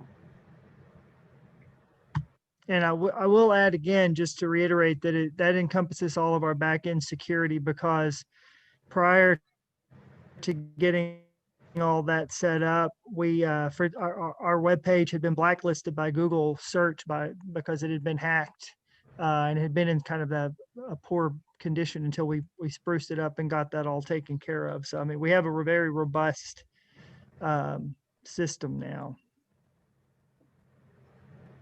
Our email is also part of that system. I mean, our email domain and everything travels through that same service. I know we're looking at changing our domain 2021. You know, after starting 2021, looking at doing a change of the domain name as a possibility. Any other discussion regarding the website and backup server? Any other questions? No, I just want us to look into this pretty soon. I'm fine with leaving the amount on there. I do know it's much higher than it should be. But and also look at, Arkansas companies instead of looking at out of state. But yeah, I understand the bid process. I would be curious. I would like to see the contract on that and get a copy of it Mhm. for the commission so we can see what the requirements were and the deliverables. I will say Uplink is an Arkansas company. As far as I know, they're based locally, just as an FYI. Okay. They're an Arkansas company, but their hosting is in Texas. Well, that's just the location of our backup server, and a lot of companies that provide those kind of services end up having them in various locations, usually for reasons because of the type of building it requires and where they can get, I guess, I'm sure it comes down to budget where they can get a good value for what they're building. A lot of places Right. use So they don't have Midwestern. one like, sorry. So they don't have like one in Arkansas, then another, they don't have another backup facility like in in another state. So that they don't have one like Northwest Arkansas, then like one in Texas. Do you know? That I don't know exactly. Okay. Yeah, but if we could just get a copy of the contract, that'd be awesome. Yeah, I agree. Thank you. All right, so consensus is keep our ask the same, but Yes. we're gonna, as a commission, look into this. And in 2021, it looks like we're gonna look for some cost savings and maybe some changes. And also make it easier on the commission staff too, so they're not having to do so much manual labor on that website. And make it easier for the public so they can find information. And, especially in things like in the era of COVID, when you need to really get information out there really quickly, we want to make it mobile friendly. Agreed. Okay. Telephone and fax landline. Oh, go ahead. No, nothing. I just was thinking about VoIP, so go ahead. So did we finally got that taken care of with VoIP's huge amount that our phone bill went up? It's a good question. Mr. Poe? What's the final status of that? As far as I Paying can an tell, nothing's employee. changed.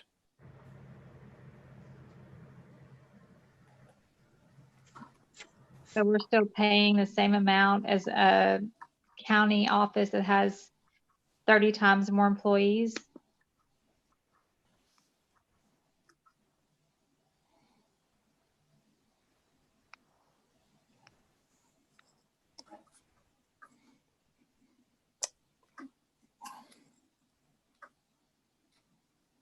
Yes, no? I mean, as far as I can tell, Betty, the numbers are basically the same as they were last year, right? Yes. Okay. So what happens if we reduce I guess the question is, why are we raising that amount then? We can just match that amount, 20,000 or 25. But basically just trying to make sure that it's covered. What if we don't cover it? Then it goes into the red. I mean, wouldn't this be something good to argue in front of the quorum court of why we should be paying less? Because we shouldn't be paying the same amount as if a entity has 100 employees?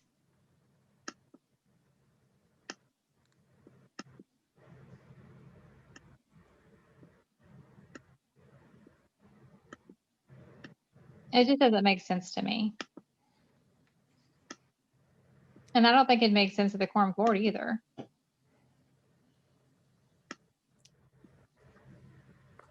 All I know is that that's what we get charged. We asked them to change it, and it's still the same. So Does the comptroller have the final say over that, or does the quorum court have anything to say about it? I'm asking sincerely. like as best I can tell, the comptroller just basically the county gets one phone bill, and the comptroller's office divides it up. This is our portion. Can we get a copy of the last few months of the phone bill to the commission?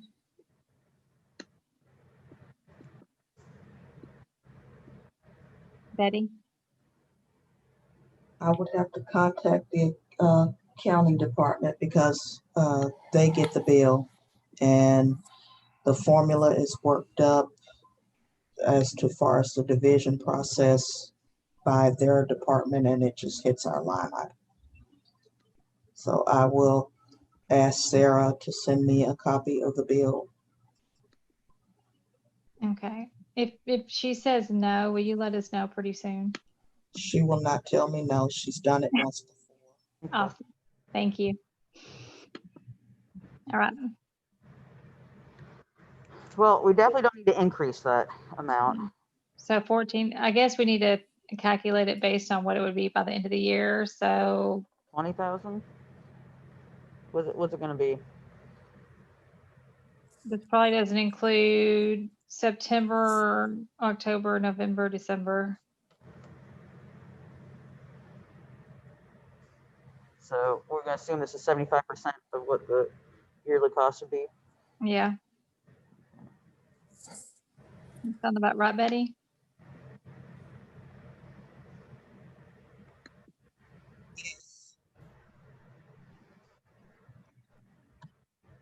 I was just thinking we should just keep it back at 25. Okay. Commissioner Price? That's fine with me. 25 and just keep it the same.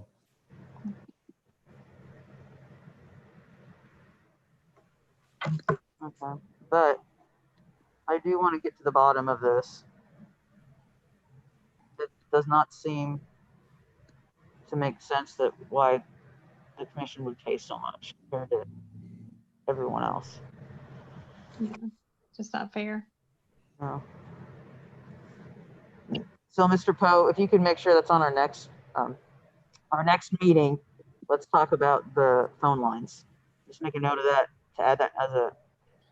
Just to be clear, when we have all this general election stuff going on, you want to talk about the phone lines.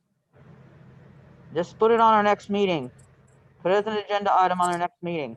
You can give us an update as to what's going on with it. It shouldn't take that long.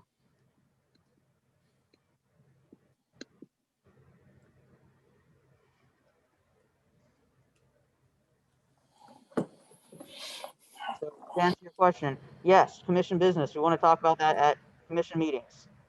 Moving forward. Postage. Do we anticipate, I suppose that's a static amount. Are we going to be sending out less or more this next year? Or is it going to be the same? I think there's a good chance that we actually blow past it this year. Okay. We've got generally the main thing, primary, like the postage is both notices to voters, such as provisional notices, absentee notices, as well as our various written forms of written communications with our poll workers. So judge letters, appointment letters, things of that nature. Whenever we sent out the survey, that was that took a pretty nice chunk out of it. Okay. Well, what about 2021? I'm talking about 2021. What's the anticipated cost for 2021? It would be the same type of stuff.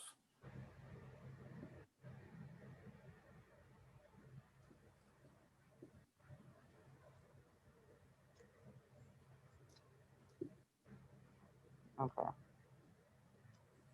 Cell phones and pagers. I see the actual expenses are so far at 11,974. Do you anticipate we'll have less 2021? Yes. Okay. So commissioners, for the postage line and then the cell phone line, keep those the same. Any other discussion or any discussion about that? No, I'm good with both of those, Madam Chair.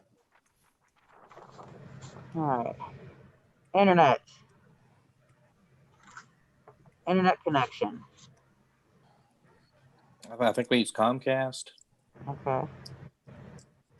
We had a deal. I think it expired this year, so it's going up in terms of price. Maybe we Okay. can renegotiate it or something, but it should land somewhere in that ballpark, $200 a month or so. I'm good with that.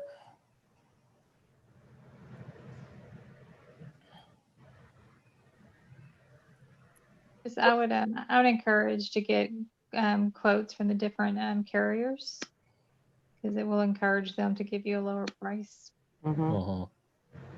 Mhm. We periodically switch between the two. Well, let's look into that because we don't want to have the Aggressive taxpayers when you- spend more money if they don't have to. Generally, I just have to threaten to disconnect the service and they'll lower the bill. Do it. Threaten them. Tell them we're gonna just not have it anymore. Work your magic, Betty. Get that that bill back down. I know you can do it. I would strongly suggest that you try to tie your internet connection into your cell phones and Wi-Fi hotspots to Mhm. get.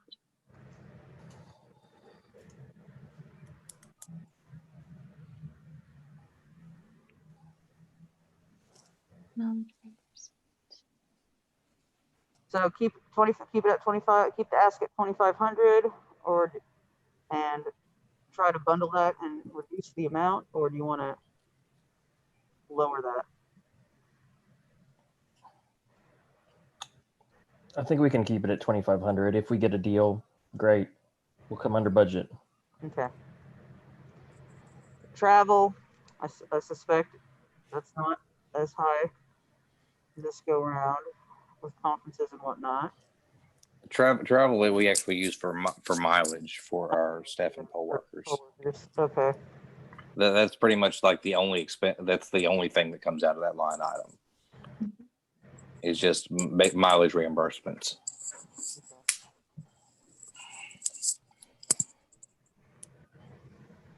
That's fine. Keep it Yeah, I'm at good with that. okay. Advertising and publications. No, hold on. I wore glasses, but apparently I'm not. Common carrier.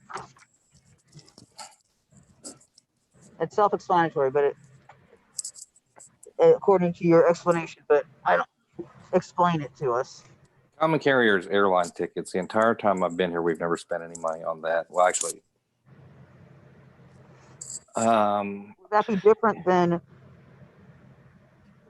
training and education if you're going to be going to professional development? If you're going to go to a conference? if you were going to go to a conference, the training and education would pay for the conference fees, whereas the travel would pay for like the airline tickets. The common carrier would be the airline ticket? Yeah, the common carrier would be the airline tickets. And I take that back, but actually, whenever my predecessor came in, she and Pam went up to Omaha to do some training.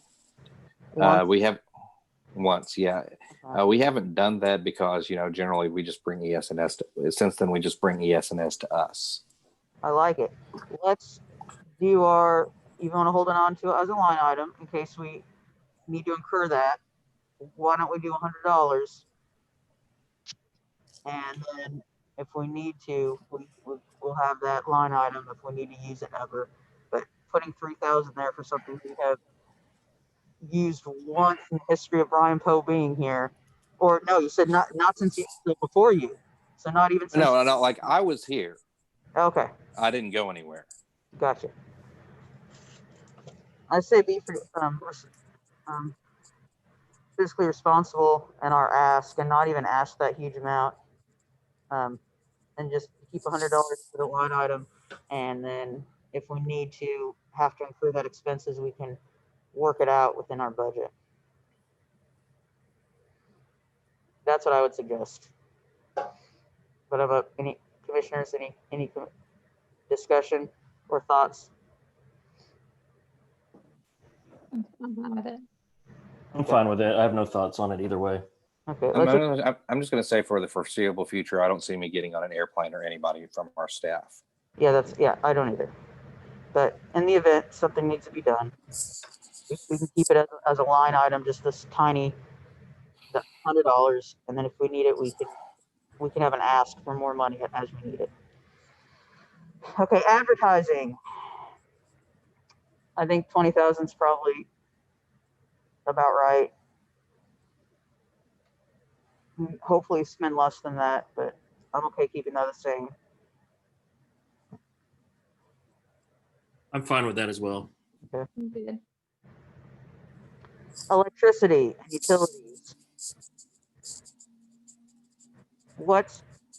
We're at 800 now, so how much is it going to be for the anticipated total cost for the rest of the year? That is one of the bills that we do not see. It goes straight to the accounting department and they do what they need to do with it and attach it to our line item. Okay. Well, if it goes at this rate, I assume it's going to be a little bit over 1,000. So I'm okay keeping it at the 2,000, just giving some buffer in case something happens. You commissioners, you agree with that? That's fine with me. Rent and buildings.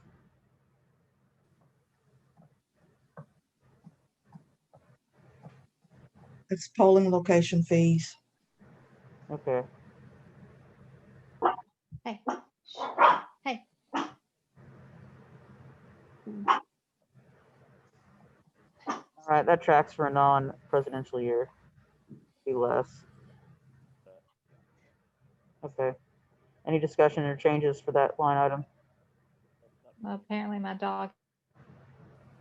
Your dog has the star dog has some hard opinions on our money that we're paying for location reimbursement.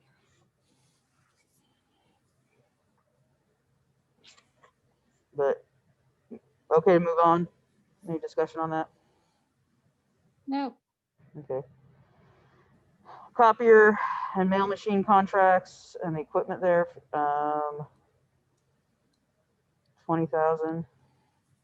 I'm okay with that staying the same. Any discussion on that?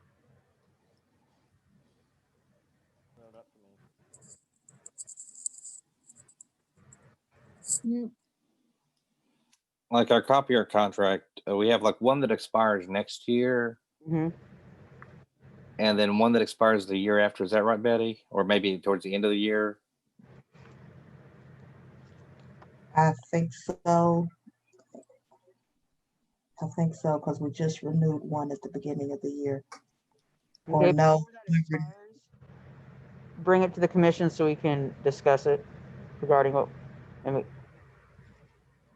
if there's possibly a cost savings. Just like with the VoIP and with everything else.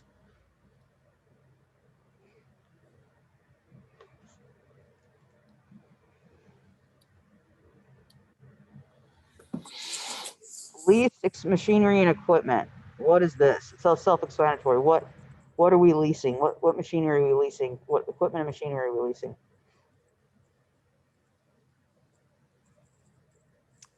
copiers, postage machines. Also, like a big one is tables, chairs, things of that nature. Is it prudent to lease them instead of just making a one-time purchase of tables? You have to have Well- warehouse space, right? Well, generally, we don't use them all that often. Like what we rent them for is like for polling locations.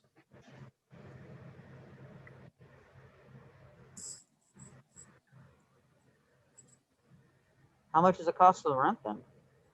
That's at $4,900. The company I get them through is $7 per table, so it depends upon the number of tables I need. And they charge $1 per chair. Next year, we probably should look at that and see if it would be cheaper to buy some of those if we have a place to store them.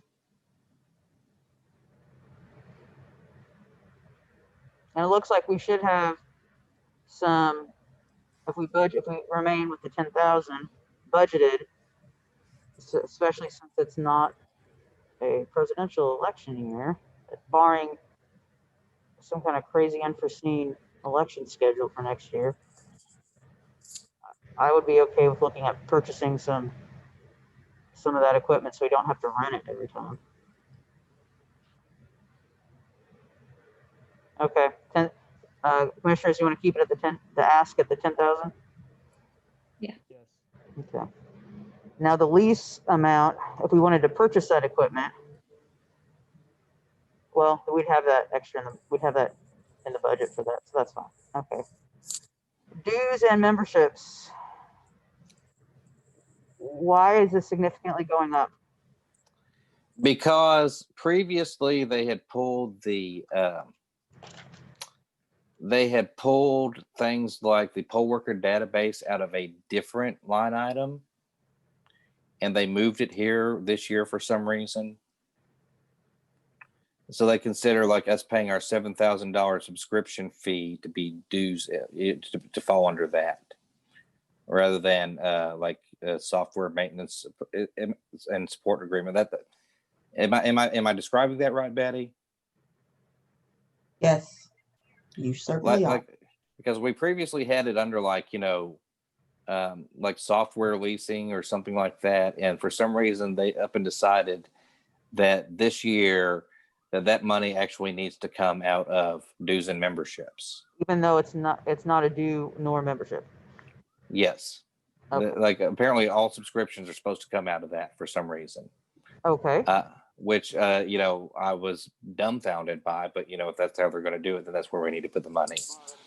Okay, what about because 65? What does that cost? Okay, so 7,000 for the poll worker database. Well, actually, just on that, I was planning on upping our, adding a couple of modules to that, one for polling locations and one for inventory management. Now that we have the new equipment, so that would significantly increase the cost. But this company that we're working with, they've absolutely been a lifesaver this year. So we're looking at expanding our business with them and taking on one or two more of their modules next year, getting trained up on that to have it ready to go for everything we're doing in 2022. Have you run that by the commission so we know what's going on, Mr. Poe? I didn't hear any of that. I completely lost y'all. Okay, go back to I'm sorry. this poll worker database that apparently you're in some type of communication to change our subscription. Go ahead and recap that for Commissioner Starr so she can hear. Okay, well, we haven't negotiated or anything like that. And, I think this is an appropriate time to address it. But, this is a good piece of software. And I think that we would benefit from at the very least, adding the inventory piece of the inventory module to this software, given that we have this new voting equipment that we want to keep track of. What software is it? It's called Easy Vote. It's currently what we use for tracking all of our poll workers. But they have some additional modules to that that we would like to add. Who's the software through other than Easy Vote? Who's the vendor? I'm pretty sure that's the name of the company. Where is it out of? It's out of Atlanta, I believe.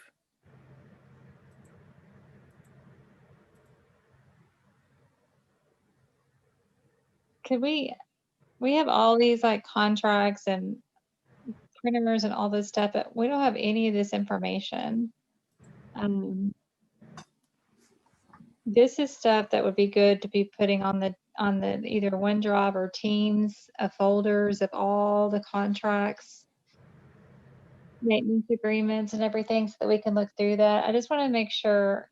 I mean, normally you would be able to go out to a government website and be able to search this and see all this through transparency, but you can't find anything when it comes to county government. And I'm not meaning that in a rude way. I'm just saying it's really difficult to find any information when it comes to county governments on contracts. So I just want to make sure that, any of this information is not like tied to another, it's not any kind of partisan affiliation groups or anything like that. So I think we need to make sure we're viewing all those things. And Commissioner Price, your thoughts on that?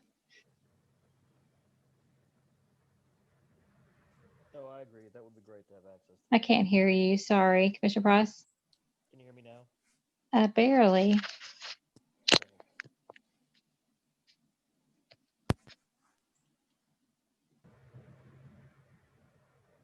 Now I can't hear you at all. Hello? There you go. There you are. Yeah, I was saying yes. I agree. It would be good to have access to those. Yeah. But So I have a question though, Brian. Are those contracts, are those managed by the comptroller? I like what you mean. Who contracts? Yeah, who makes the contracts? We put out a bid several years ago, and they won the bid. Okay. They actually came in like much lower than the other two companies. The other two companies that bid on it were submitting bids of like $50,000 or $60,000. Okay. So that made for an extremely easy decision. yeah, but we still need to make sure. I mean, I didn't hear how much it was a while ago because I completely lost connection. How much is the contract? It's $7,000. It's $7,000. So this is a $25,000 line item. So how much is the Office 365 license subscriptions? Well, I think you might have dropped for that part, but what I was saying is that we're looking at adding an additional module, and it's basically $7,000 per module Per module of what? of this software that we're using. For the poll worker database, it's $7,000 per module. Well, 7,000, and we were going to add an inventory piece to it. Okay, and there's nothing. Yeah, I would like more information on that, and the contract, and the previous companies, if you don't mind. There was no previous company. We used. The previous bids. I'm sorry. The previous bids. Okay. Just Sure. so I can get an idea of what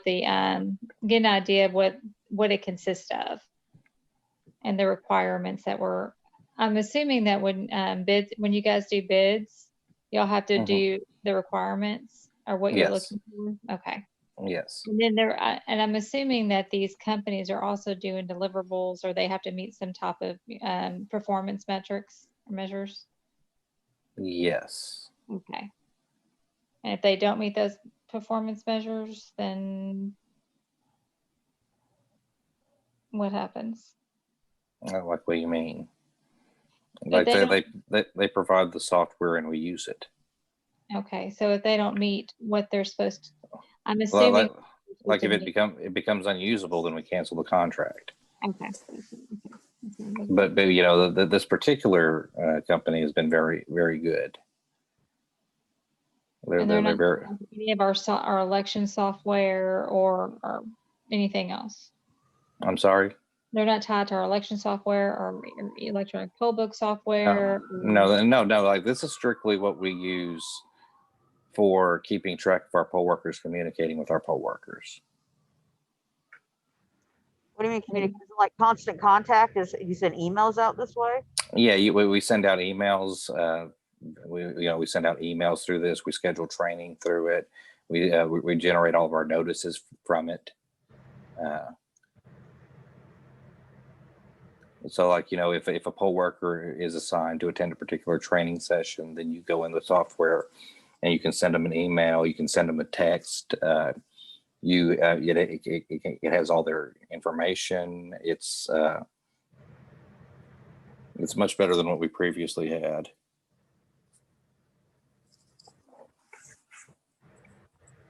You could just send the contract information and the name of and the same thing with the name of the contract holder for the website co-location backup for that.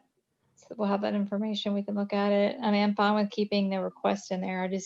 I think we need to make sure that we're looking at all that information. There's nothing else out there. And then I'm assuming that the county, are y'all doing like bulk purchasing?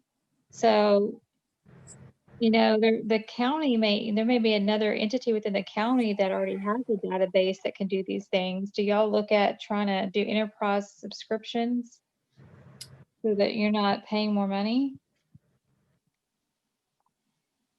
I'm not Like, quite understand like what so I mean, like, are you talking about like with the accounting software or like for the treasurer's office, or I'm just not, because this is a highly specialized thing. I understand that, but oftentimes there's there could be a vendor out there that has a product that can do multiple different things. And if you buy in volume, as in you have multiple, you have, especially for government, if you can buy in volume, it can bring that volume pricing, it can make that price come down, especially like with Office 365, for example. So if the whole county is on, if it's getting Microsoft Office 365, and you have more licenses or subscriptions per person throughout the county, then your pricing comes down because you're getting a lot more instead of getting 5 of them, for example. Is the county doing that at all, or is it just each individual department or division, or however it's divided up within the county? Are they all having to purchase separately? I believe that each division handles their own needs. So they have to so they don't do any kind of like discounting across, or do any kind of shared contracts at all? I'm not aware of any off the top of my head. Betty, do you know of any? I do not know of any off the top of my head. I was just there because if they're doing VoIP, but they're making everybody they're using that's kind of one where they're making everybody pay the exact same amount. In that case, it's a little different because they're making everybody pay the exact same amount. They already are kind of utilizing something like that. I was just wondering if there's any kind of, if we could reach out to the comptroller, making sure that we can't piggyback off anybody else's contract and get cheaper pricing on some of these things. That's my question. So some of the things we have in our budget, other departments already are using. So if they already have contracts and we have a contract, we're both using the exact same thing, it would be nice if we could piggyback off those contracts and get a cheaper. Okay, I see what you're saying. Yes. So if there is like a county contract on something, we always use that. Okay. So for instance, if we go and purchase computers, we go through the county, or office supplies, we always go through all of that. Right. Now for some of this other stuff, I'm not necessarily aware of that. When it comes to, like my Office 365 or something like that. So I'd have to check into it. But in terms of, that particular product, I don't think that the county does that. Okay. I just want to make sure that we're getting the best bang for our buck. And not just for us, but for all of county government, there are other county No, for sure. offices that could benefit as well off what we're doing, and they're doing the same thing. So I just want to make sure that we're doing the best for the taxpayers. No, absolutely. I mean, we absolutely, like, I don't know if you all are aware of this or not, but I'm actually a very, very stingy person. And I hate spending money. I hate signing up on spending money. So, whenever like there's any opportunity to save any money, then we'll always take that option. Great, let's do that for Office 365. Could you look into if there's any kind of a group option, or if there's anything we can do to team with another entity in the county for that? Yeah, if you could just ask the comptroller, make sure that, I would just really be surprised that no one else, because the county is under one, federal, basically they're one employer. Mm-hmm. So they have one number. So I would be surprised that nobody else in the county, like I think Pulaski Tech is considered underneath the county umbrella, right? So you have the sheriff's department, you have the detention center out there, you have all these different entities. Surely somebody out there has an Office 365. So let's just make sure that there's nobody else that has something like that, and maybe look their other stuff, and just same thing with like the copiers, anything else where there might be a copier contract that we could get a kind of a discount if we kind of come together and piggyback off a contract. Save some money. when we're doing this budget process. Maybe that'll make the quorum court happy. Yep, When agreed. we come back and ask for some voting equipment later. So we've got the poll work database, Office 365, newspapers up to DIM. Is that just the DIMGAS? The dim gas, we Office 365. We also have whatchamacallit, our Norton, basically all of our software subscriptions. So the antivirus Yeah, stuff? the antivirus, like this, Splash Top, which we use for our remote, just like the Zoom, yeah, Zoom. Adobe Professional. We actually just have old, like the version of Professional or Adobe we use is just like the old version before they started charging subscriptions. Okay. So, like Okay. we just own some copies of that outright. Okay, great. So it's not costing us anything. Instead of Zoom, is there another? Is Zoom the only option we have? That's one of those things to where it's such a new thing that I think we're all still trying to figure it out, because I know different county departments use different platforms, and that would be something. It would be nice is if everybody would just get on one platform and the county would pick up the tab. Okay, but why did we choose Zoom and not any of these other myriad of WebEx, Spring Central, you name it? Why did we? Who chose Zoom for us to pay for? Who made that choice? GoToWebinar is great, and quite frankly, as someone who attends a lot of these online trainings, and I do a lot of meetings and whatnot online. Personally, I prefer GoToWebinar over Zoom. A lot of those are going away though. So, with them phasing out, even with Microsoft phasing out some of theirs, you have, Skype, for example, is going to be gone by December 31st. You have some of the requirements of Adobe going to be gone by December 31st. So Zoom is actually the go-to meeting place that is pretty much, in fact, it's the only one that I've used other than Teams, which is another popular meeting place. Those are the two that I've used, and I have about 4 a day for the past 7 months. And those are, in state and out of state. But so a lot of those are going away. WebEx, Cisco client is not as utilized anymore. So, and I'll take the Zoom blame the other day, but that's also a security thing, which is why I was asking about the cyber issues that we have. Also using a .NET, which is not preferable. Mr. Cross, did you have a question? I'm sorry. Oh, no worries. I was saying I agree with you about Zoom and Teams are the two that I use as well, both for work and outside of work and with different nonprofits. And Teams is great, but I find it to be not as user-friendly. It almost has too much functionality, I think, for the average user, and it seems like Zoom is just kind of the easiest and most user-friendly. I know I agree there's some security issues with Zoom, but I do think Zoom is probably the best option for us at this time until something new comes out. Okay. Never had a security issue with Zoom until we had our Zoom meeting. And to me, that's really curious because that is a first. And I'm on about 2 to 4 a day. So that is strange, but I guess it was bound to happen. Well, with that particular thing, I would just point out that in sending the notices to the candidates, there are some candidates that may not have taken it quite as seriously as others. I will add that was not the only Zoom meeting that was hacked that night. I know of at least 2 other meetings that occurred that same night over Zoom that were also hacked. Oh. So it might have just kind of been a fluke of some sort. There was an issue with the schools that day as well, wasn't there? Correct. Yes. That's right. So there was a lot going on that night. Yeah. Okay. So what else is in that We got the 365. We got the poll worker database, DIMGAS, Norton antivirus, Splashtop, Zoom. What else is there? That pretty much covers it.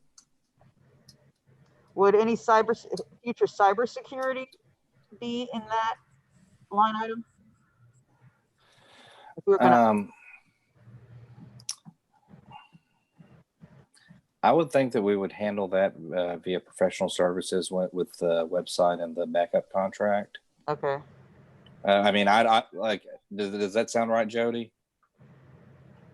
That you would basically bundle all that stuff together? Say that one more time, what were you talking about bundling? Well, like cybersecurity. I mean, rather than having that under subscriptions, wasn't that something we would just want to bundle up with our provider? I mean, because that's the bulk of our cybersecurity net right now, isn't it? It's through our Yes. servers. Yeah. Mhm. So. Yeah, I think that's fair to say. The only thing I would suggest, because all these, sorry, I'm making sure my Zoom went off. The only thing I would suggest is these graphics I've been making, I use a subscription service for that. I would suggest using a subscription service to make the graphics. Okay, that's fine. And those services, and they're not very expensive, but they you can do all kinds of things such as letterhead, ebooks, flyers, newsletters.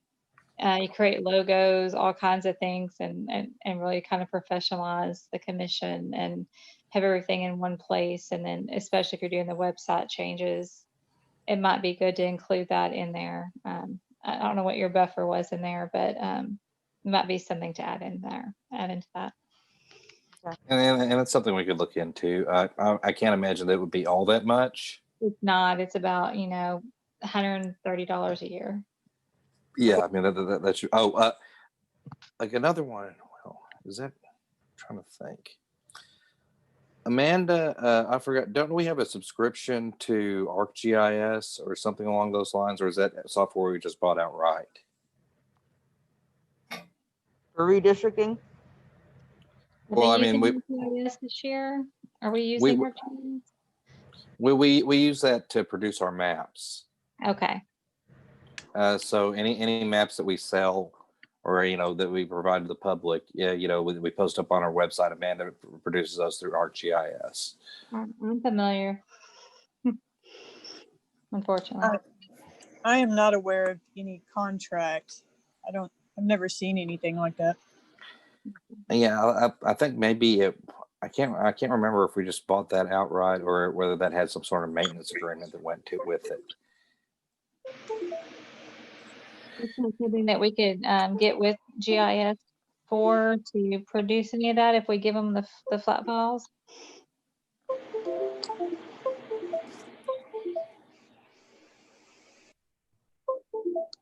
What is that noise? His computer's blowing up. Yeah.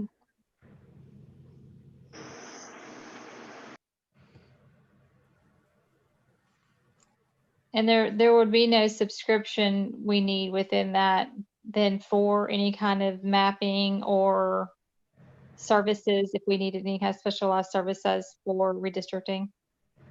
For redistricting, we can basically do all that through MetroPlan. So MetroPlan, from my experience, is run by, decisions are made by Democrat mayors. Is that just from my previous experience with MetroPlan? Are they the only option we have? They're the paid for option. Okay. Furthermore, when we dealt with them in the past, you just tell them what you want and that's what they give you. Okay. You say, okay, we want you to draw the precincts so they're the fewest splits possible, and that's what they do, and they give you like 3 or 4 options. Or you say, we want this or that. I mean, they, like the people, the actual mappers at MetroPlan are quite professional. Oh, that's good. That's good to hear. I mean, would you say that that's a fair statement, Amanda? I would definitely say that's a fair statement. Because, I mean, they're, like the people we deal with are just, strictly like people who are career people. They don't, so far as I can tell, they don't have any politics. Okay. Like they're trained on one specific thing, which is to draw maps, and that's what they do. Okay, I just want to make sure for redistricting we have any monies that we would need. I don't want there to be a big component where all of a sudden we don't have the funding for it.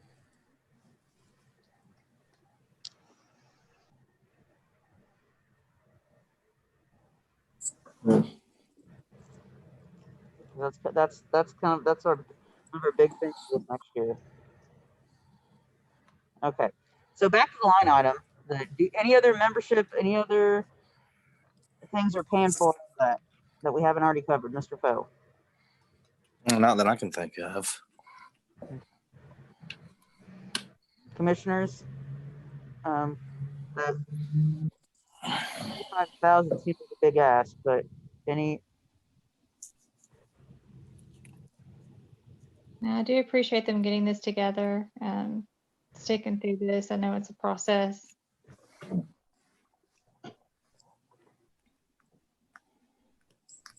Bryce, what do you say about that? I'm good with everything. And thank you, Brian, for putting this together for us. Okay. Okay, so moving on. Judgments and damages. If this is just a line item, reduce that to the $100. I mean, that's what it is. It's just a line item. Yeah. Then just go ahead, if you just for the $100, just to keep it as an option for us on our budget, go ahead and just bring that down to 100. Same thing with miscellaneous. If it's there just as a placeholder, put that down to $100, and if something comes up, we can see about what funds we have in excess so we can deal with it. Commissioners, are you okay with those two changes? Yes. Okay. Yes. Training and education. Did somebody go to a conference or have some kind of training? That $400?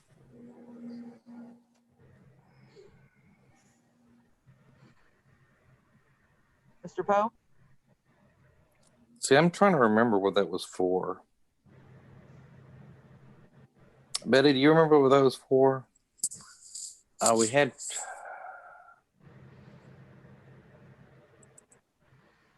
Did Bart get some training? He's new. I think it had something to do with when ES&S came to Oh. train Bart and to train us on the new equipment and stuff like that. I think that's what it had to do with. So we bought the equipment and plus we had to pay for them to train us on it? I'm thinking that the 400 though is more for the old equipment and for training Bart with that for the big election back here in March. Why are we asking for 5 times more than we did last year?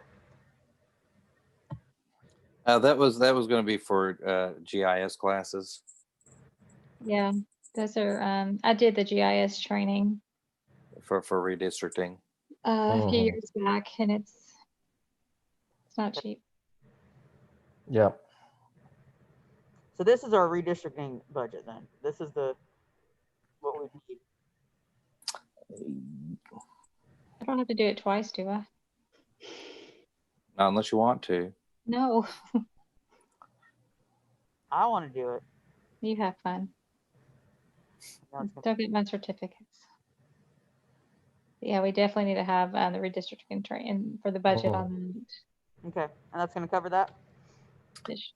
It should for the number of people we send. Does that include the commissioners too? Generally, that'll probably be Amanda and either myself or Sean. I did it because I was a good voter. You did, what'd you say? I did it because I was moving all the voters. When you're at the Yep. county? Yeah. So the lines literally went through apartment buildings. Yeah.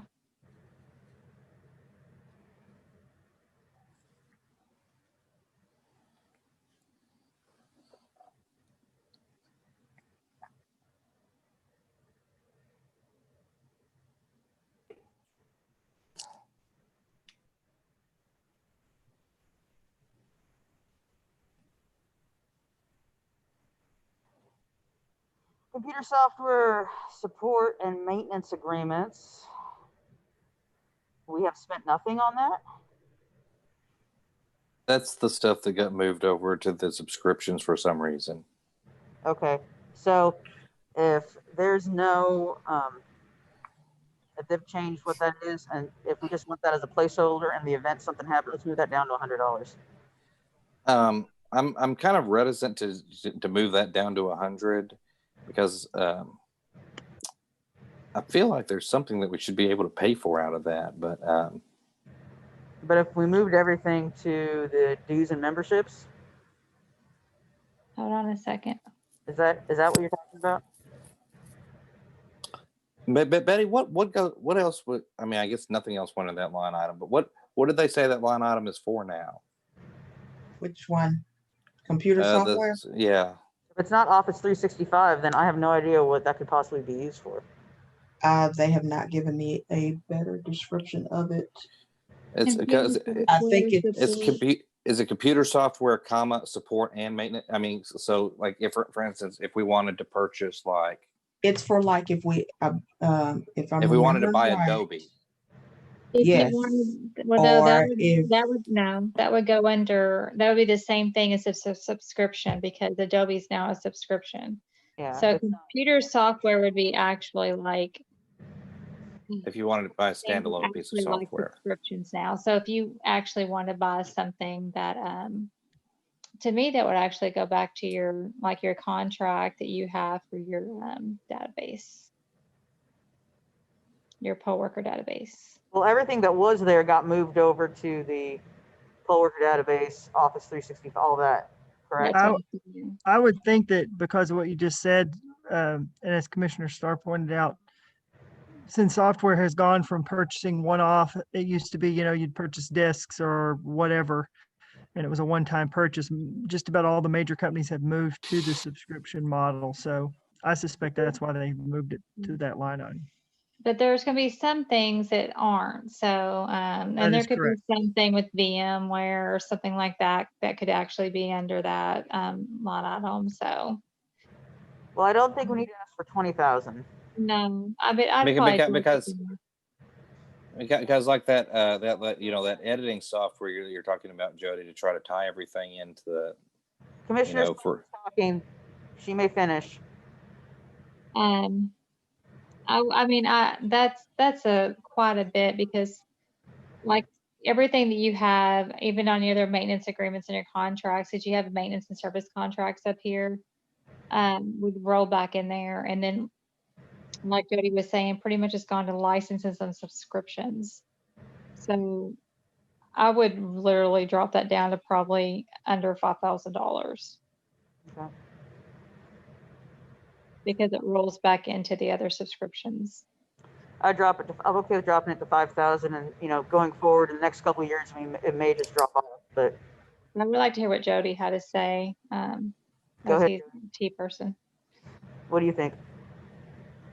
I'm good with that. I think that's a good idea. All right, Price. I'm good with 5,000 as well. Okay, 5,000 it is. Moving on to the next, machinery and equipment other than vehicles. Okay. So, wouldn't it be nice to turn every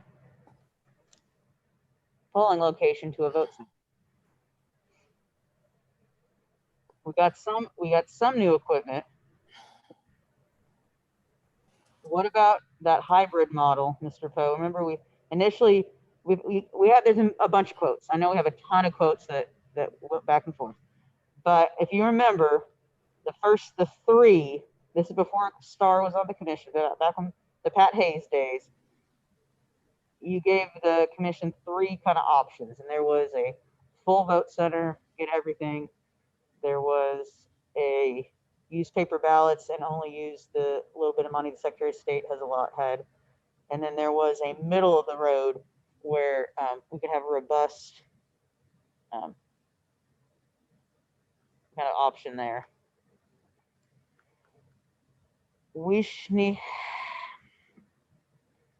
since the county has allowed vote centers, having that option for the people of Pulaski County just makes sense. But we need more equipment so we can service the people, and they're not, their needs aren't, they're not waiting in long lines. We don't have to worry about all this printing costs. If we had those, for example, if we had the on-demand printing, that would be huge for us. What if we just ask for on-demand printing?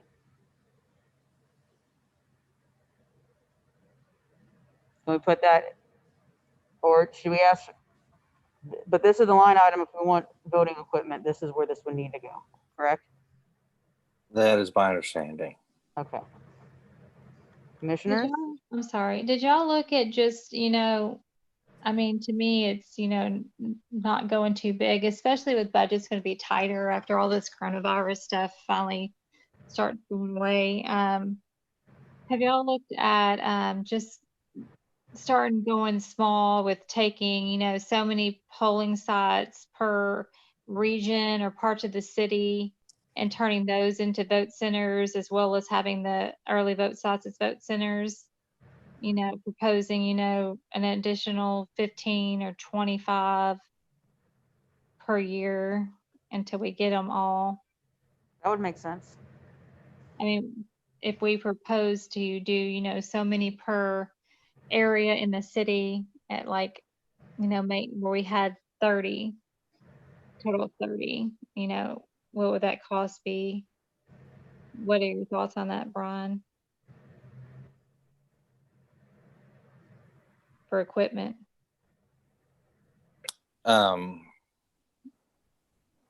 At this point, basically the thing we need to do any of that, or if we wanted to expand out our vote centers, would be more express votes. Okay. Let's get more express votes.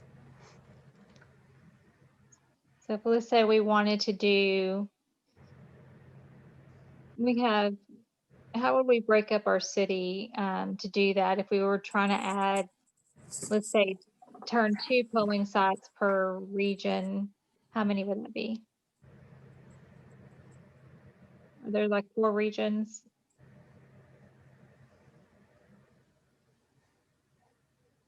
How we have the areas we have it like by the election judges have different areas. We have 4. There are 13 areas. 13 areas, okay. So let's say we want to do 2 per area. That would be 26. I'm really tired, so I'm hoping I'm mathing right. So if we want to do 26, how many express votes would we need? I'm just guessing here right now. I'm just kind of throwing some numbers out. Probably around 150. Okay. Let's ask for 150. Add that. What 150 express vote machines would be in that line item budget? How much do those cost each, Brian? If I recall correctly, they're somewhere in the ballpark of $5,000. Okay. Okay, let's do it. Let's ask for it. It's more palatable. I mean, what do you think, Brian? Does that sound a little bit more palatable to ask for? And more feasible to do? I think that we probably need to have a 4 or 5 year plan outline before we start asking for anything on that scale. Yeah, I mean, well, I mean, I'm all for increasing, vote centers so voters have more options, but that's also $750,000. So that would be basically doubling the budget that we have at the moment. Mm-hmm. So if we, obviously we're going to submit a plan, we do this, but we also have to submit a budget of a request. So to do that, we need if we want to do it in a 4 or 5 year plan and we have 114 polling sites, I mean, let's divide it. How many do we need per year to do that? Well, I think the final number we need to land on is somewhere around 800 express votes. We currently have 265. Okay.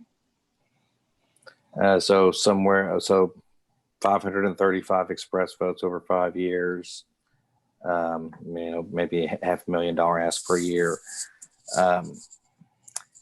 I think this might be something that, should be handled as part of a separate standalone proposal rather than to try to.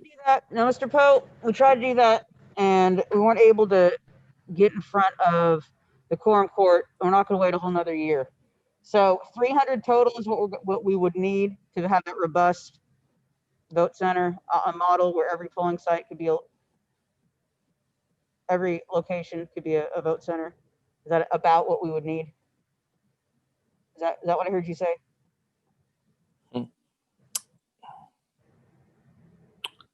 We would need 800 total. 800 total?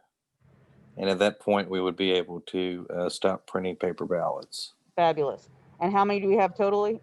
Right now, how many do we have? Do we need 800 more? 265. Okay.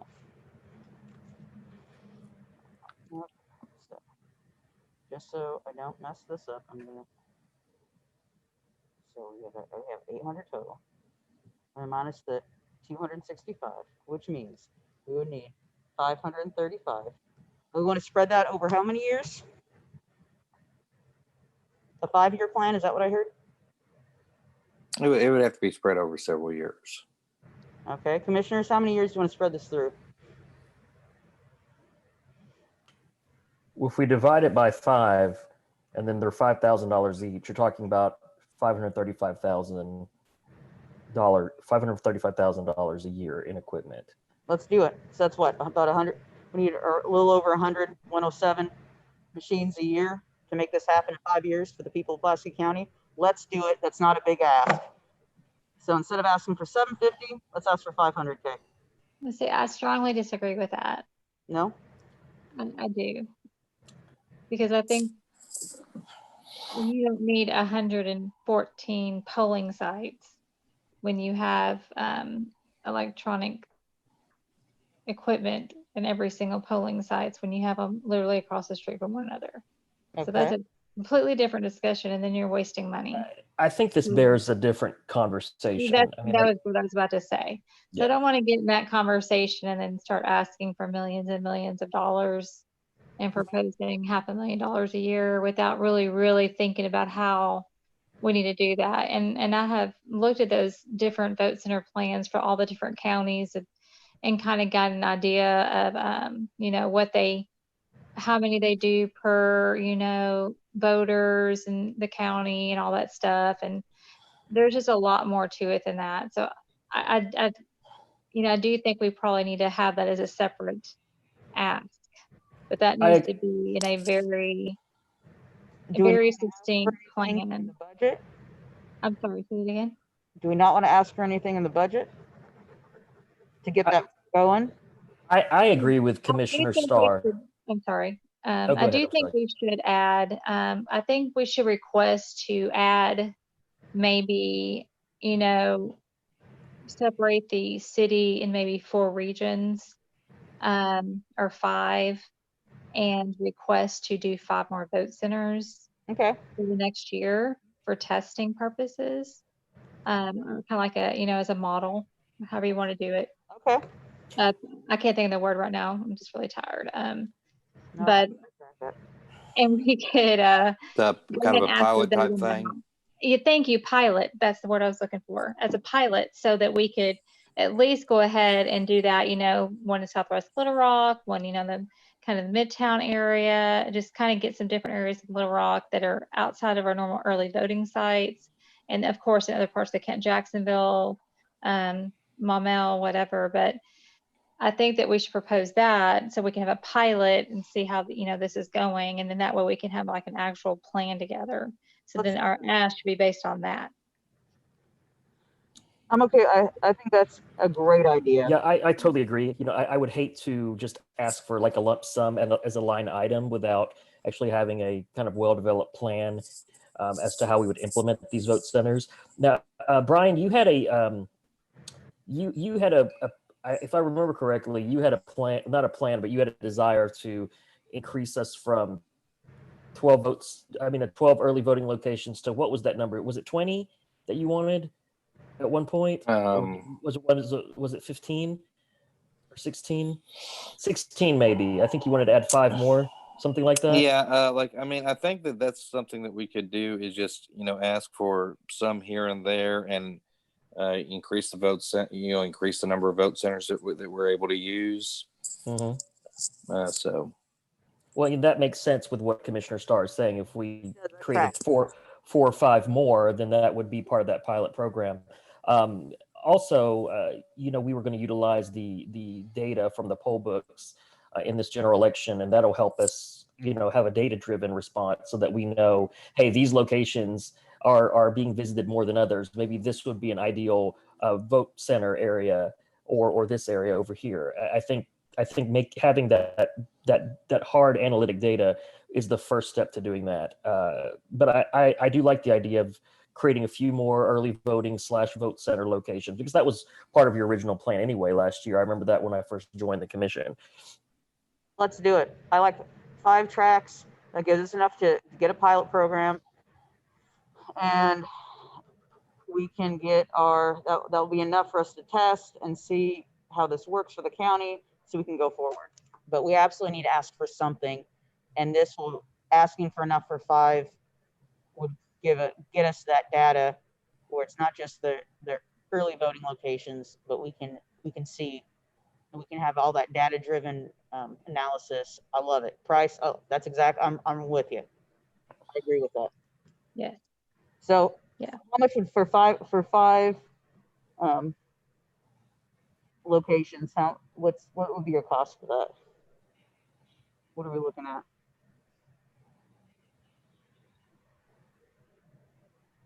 About $100,000. $100K. 4 per site. Does that sound right, Brian? Well, I would say 5 per site is probably the minimum you'd want to put out there.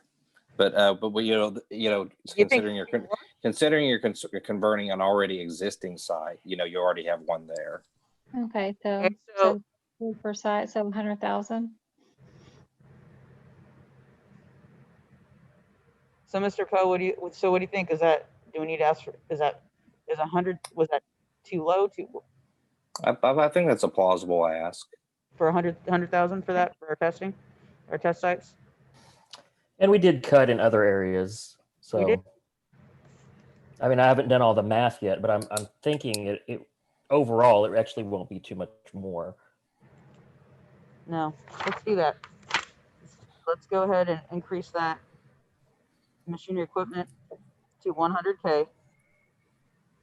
And that's going to give us that ability to grow the vote centers and make it easier for the people of Pulaski County. Perfect. Let's do it. I like it.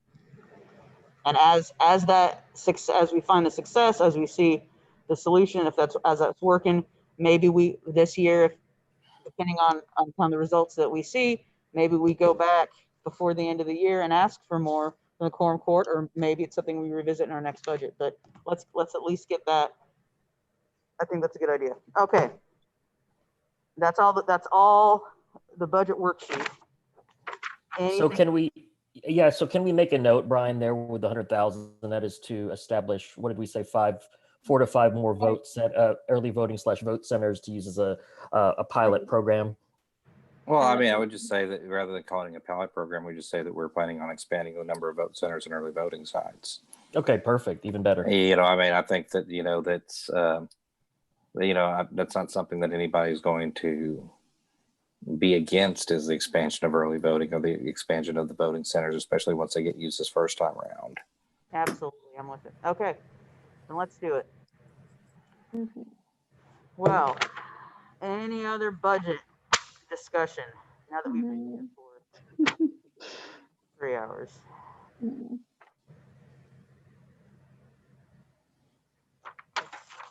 Commissioners, are we good with this budget? Yes. Yes. Mr. Poe, anything that we haven't just covered yet? Anything you anticipate that we would need that we haven't talked about as far as budget goes? Nope. All right. Let's see. I would entertain a motion. Good. I happily move to I happily move to approve the 2021 election commission budget as amended. As amended. A second. All right. I believe I think I heard a second there from Commissioner Starr. Yes, that was a second. Aye. Aye. Okay. Aye. I mean, it's not 9 o'clock yet, guys. Hey. Okay, training materials. Mr. Poe, I know you were going to revisit the training materials for the, I believe it was the advanced training. Mhm. And I see that you have provided those to us. What changes did you make outside of what the state board already had? Just to draw our attention to that. Well, I mean, the advanced training is designed for our sheriffs and judges, Mhm. and the main thing of the main aspects of it are going to be the provisional voting procedures. They're also going to handle all the more complex procedures like spoiled ballots, assisting voters. Basically, we're setting up the system to where the clerks are responsible for exactly one thing. They're responsible for checking in voters. They're responsible for handing out ballots. They're responsible for directing voters at the poll, and then the sheriffs and the judges are going to take care of all the rest. Okay. I like updated pictures in here. We've got the where the poll book is with the shield on there, the plastic shielding. I like it. There's some updates here. Okay, what else do we need? What else? Tell us about this. The biggest thing is it's just it's more or less a a refining of the previous judge training to and just kind of adapting it to our current our current equipment and our current procedures. And so there's the actual there's the slides, just letting everybody know, this is kind of what you're doing. This is who's responsible for what.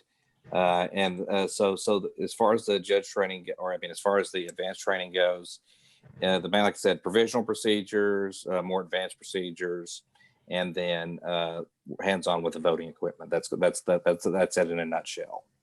Okay.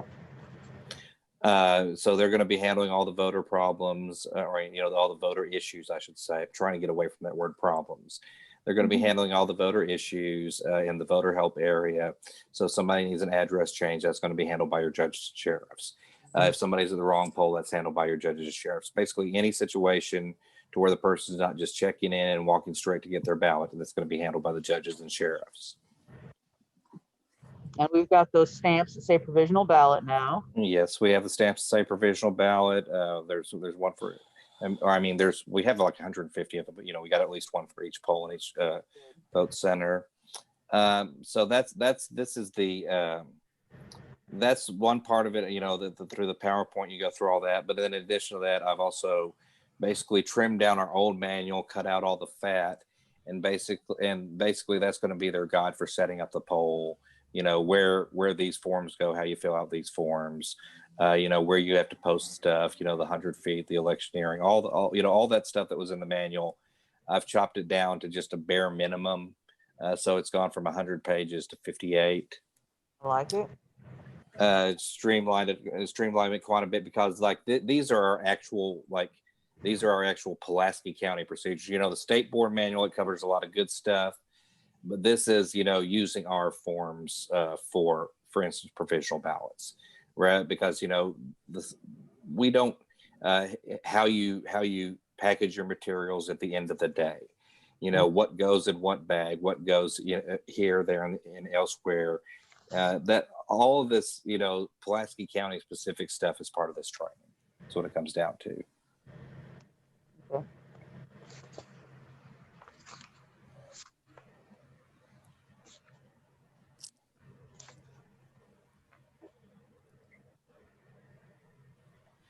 So we got that, and then additional to that, we have the vote center training. That's only slightly modified from what y'all saw last time. The biggest difference is with the vote centers, they'll have the printers.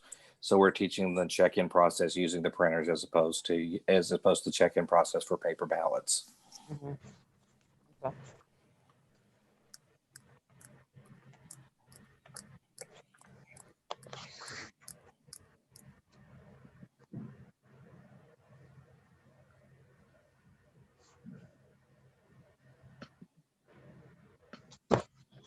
Okay, anything, commissioners yet? I assume everyone's had a chance to look at these materials that were sent to us.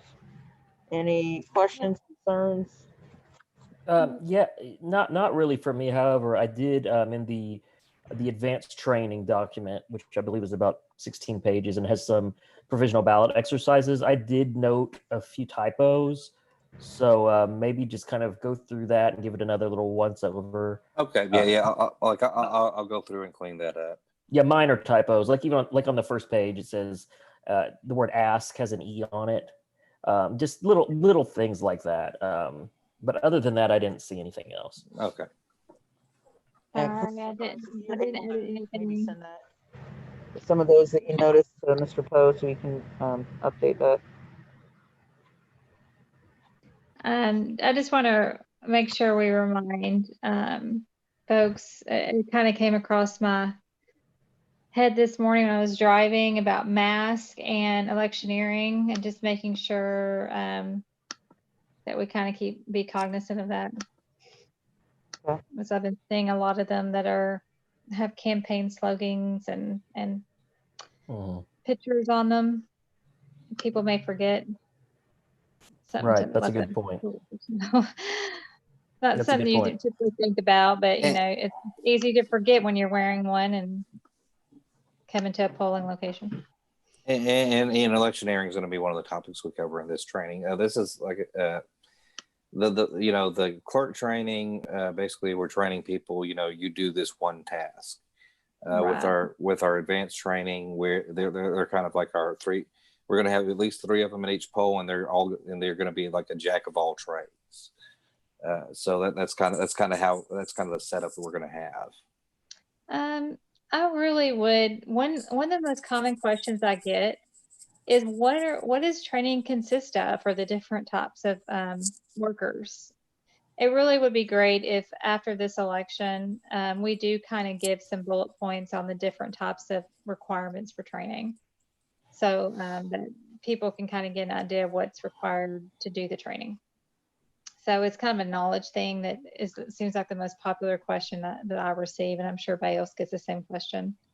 You know, what do you got to know? What are you learning? You know, what's the time commitment? Those are the kind of the FAQs piece, and something else that, you know, Jody, we probably want to look at when we're doing the website is kind of an FAQ or how do I section for poll worker training.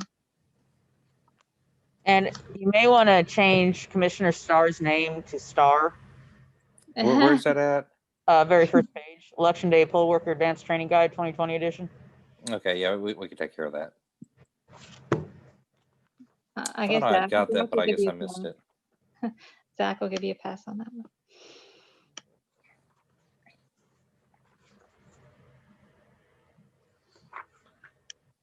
Do you need a motion or anything on the training guide? Yes. If you wouldn't mind. But I don't know but like with the PowerPoints especially, we try to include as much like what you actually see. Mm-hmm. Like what you're actually going to see, and the steps, the order that it goes in, as much as possible. So.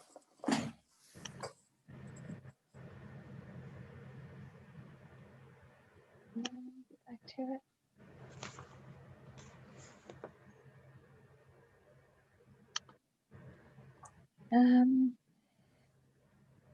I make a motion to approve the training materials for the November 3rd, 2020 general election. Does that work? Yeah, with minor corrections. With minor edits for grammar. Second. All those in favor? Aye. Aye. Motion carries. I see the McKinnon now. Okay. The amended certification of ballot titles.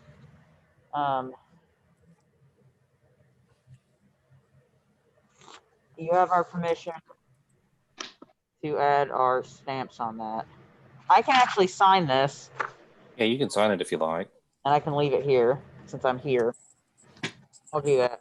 I have one on thick paper. I have 2 copies. Why do I have 2 copies? Should I sign it with some nice bond paper? The one on the bond paper is the one that's going to get filed. Okay.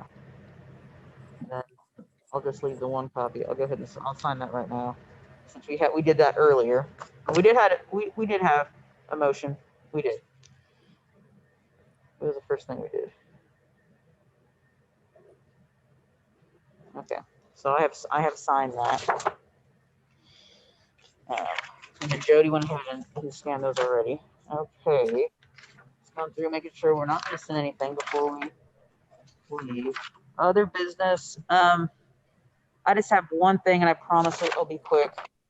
I had a concerned voter send me a message, and they were concerned that they told, initially the email told me that she received a ballot in the mail, and I said, well, they're not printed yet, so no, you didn't. You did not see it. And so I was really concerned about ballots going out. But then I said, take a picture of it and send it to me. And it looks like she had a unrequested absentee ballot application sent to her, which is not as concerning as someone sending some fraudulent ballot out to voters.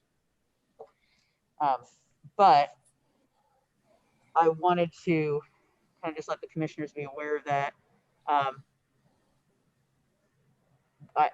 I don't think there's anything against the law with someone sending someone an unrequested absentee ballot, an application for an absentee ballot. I suppose it'd be no different than giving somebody a voter registration form. Like, I could send that to somebody and that would just be mailed to send someone. But the person who contacted me was just concerned about that, and they were just concerned with fraud or any bad actors. So I wanted to kind of bring that up to the commission, so the commissioners were aware. That's a complaint I got over the week. Got it yesterday, I think is when I got the email sent to me. And since we're having a meeting already, I just wanted to bring that up and let you all know it was a concern from a voter who contacted me who was a little concerned about it. So I just wanted to let everyone know about that. And in the event other people have that experience. So, and I'm happy I can forward that that email to the other commissioner. I can send that on to be forwarded so you guys can see it if you're so interested. But like I said, I just want to let you guys know about that. Is there anything else we need to cover this evening, or any discussion about that issue? Just something real quick. I want to make sure that we still add to each meeting the number of poll workers that we have for the November 3rd election. The number, sorry, I have a child that came in the room.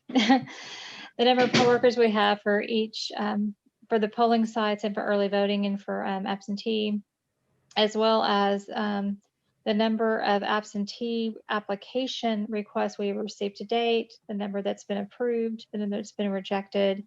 And I honestly would really appreciate if the clerk's office could please respond to my request to us instead of to the media on clarification regarding Jason Kennedy's statement about missing signatures for a large percentage of 9,300 of their absentee application request.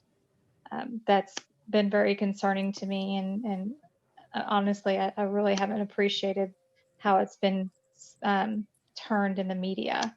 So if we could get that information from the clerk's office of why that was stated that way from the clerk's office, and if they could clarify if a mistake was made, an error in that statement, and what exactly was used to find those signatures, and if they do actually have those voter registration records on file.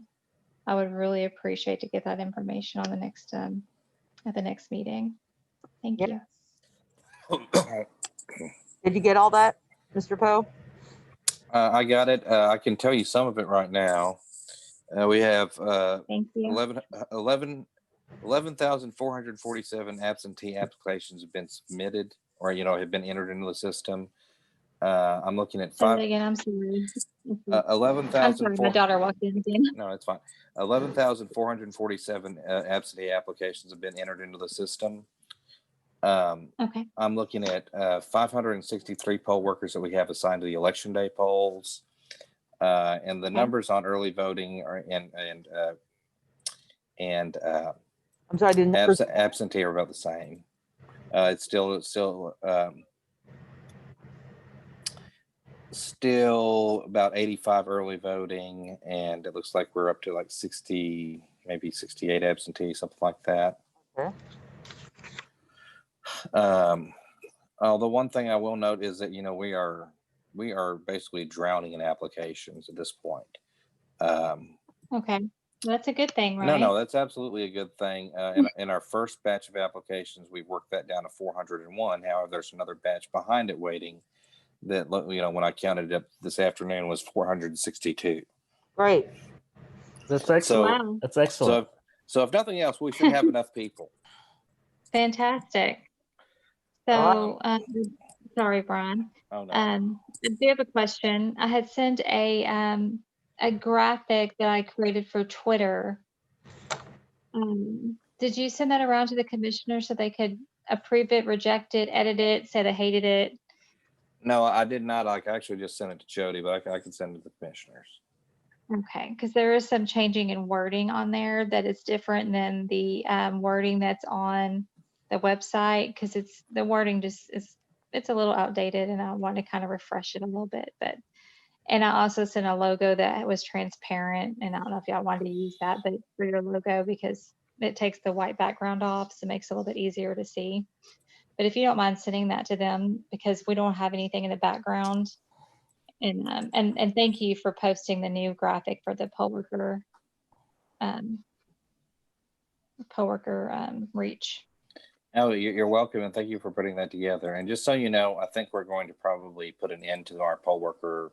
We need poll worker posts because I think we have ample applications at this point. Well, I think that's something that we should put on Twitter of how successful it has been getting the recruiting message out there. I actually have another idea, but it's not going to affect this year. It's about next year. So I have an idea. I'm not going to tell you yet because it may not work. So we'll see what happens. Going on right now. Yeah. No more for this year. I'm not going to try for this year. Okay. But good job, everybody. Yay! Yay! Yeah, Brian, please, Jody, please make a post on Twitter and Facebook and thank the people of Pulaski County for stepping up and applying to be poll workers. That's great. Awesome. Bye. And thank you for those updated numbers. You're welcome. Like there were some other numbers. What all did you ask for again? So, actually, no. You go ahead. Go ahead. Actually, that was not what I meant to ask.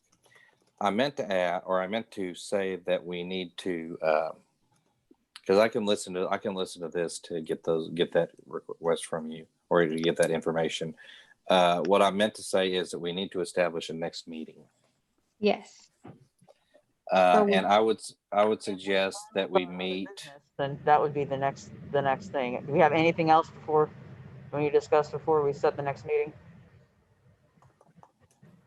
Okay, go ahead, Mr. Poe. You said you were thinking. What were you thinking?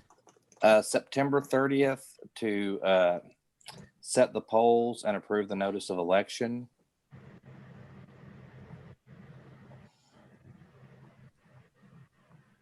Okay. Or I mean, it doesn't have to be somewhere in that area. That's fine for me. What day of the week is 30th? It's a Wednesday.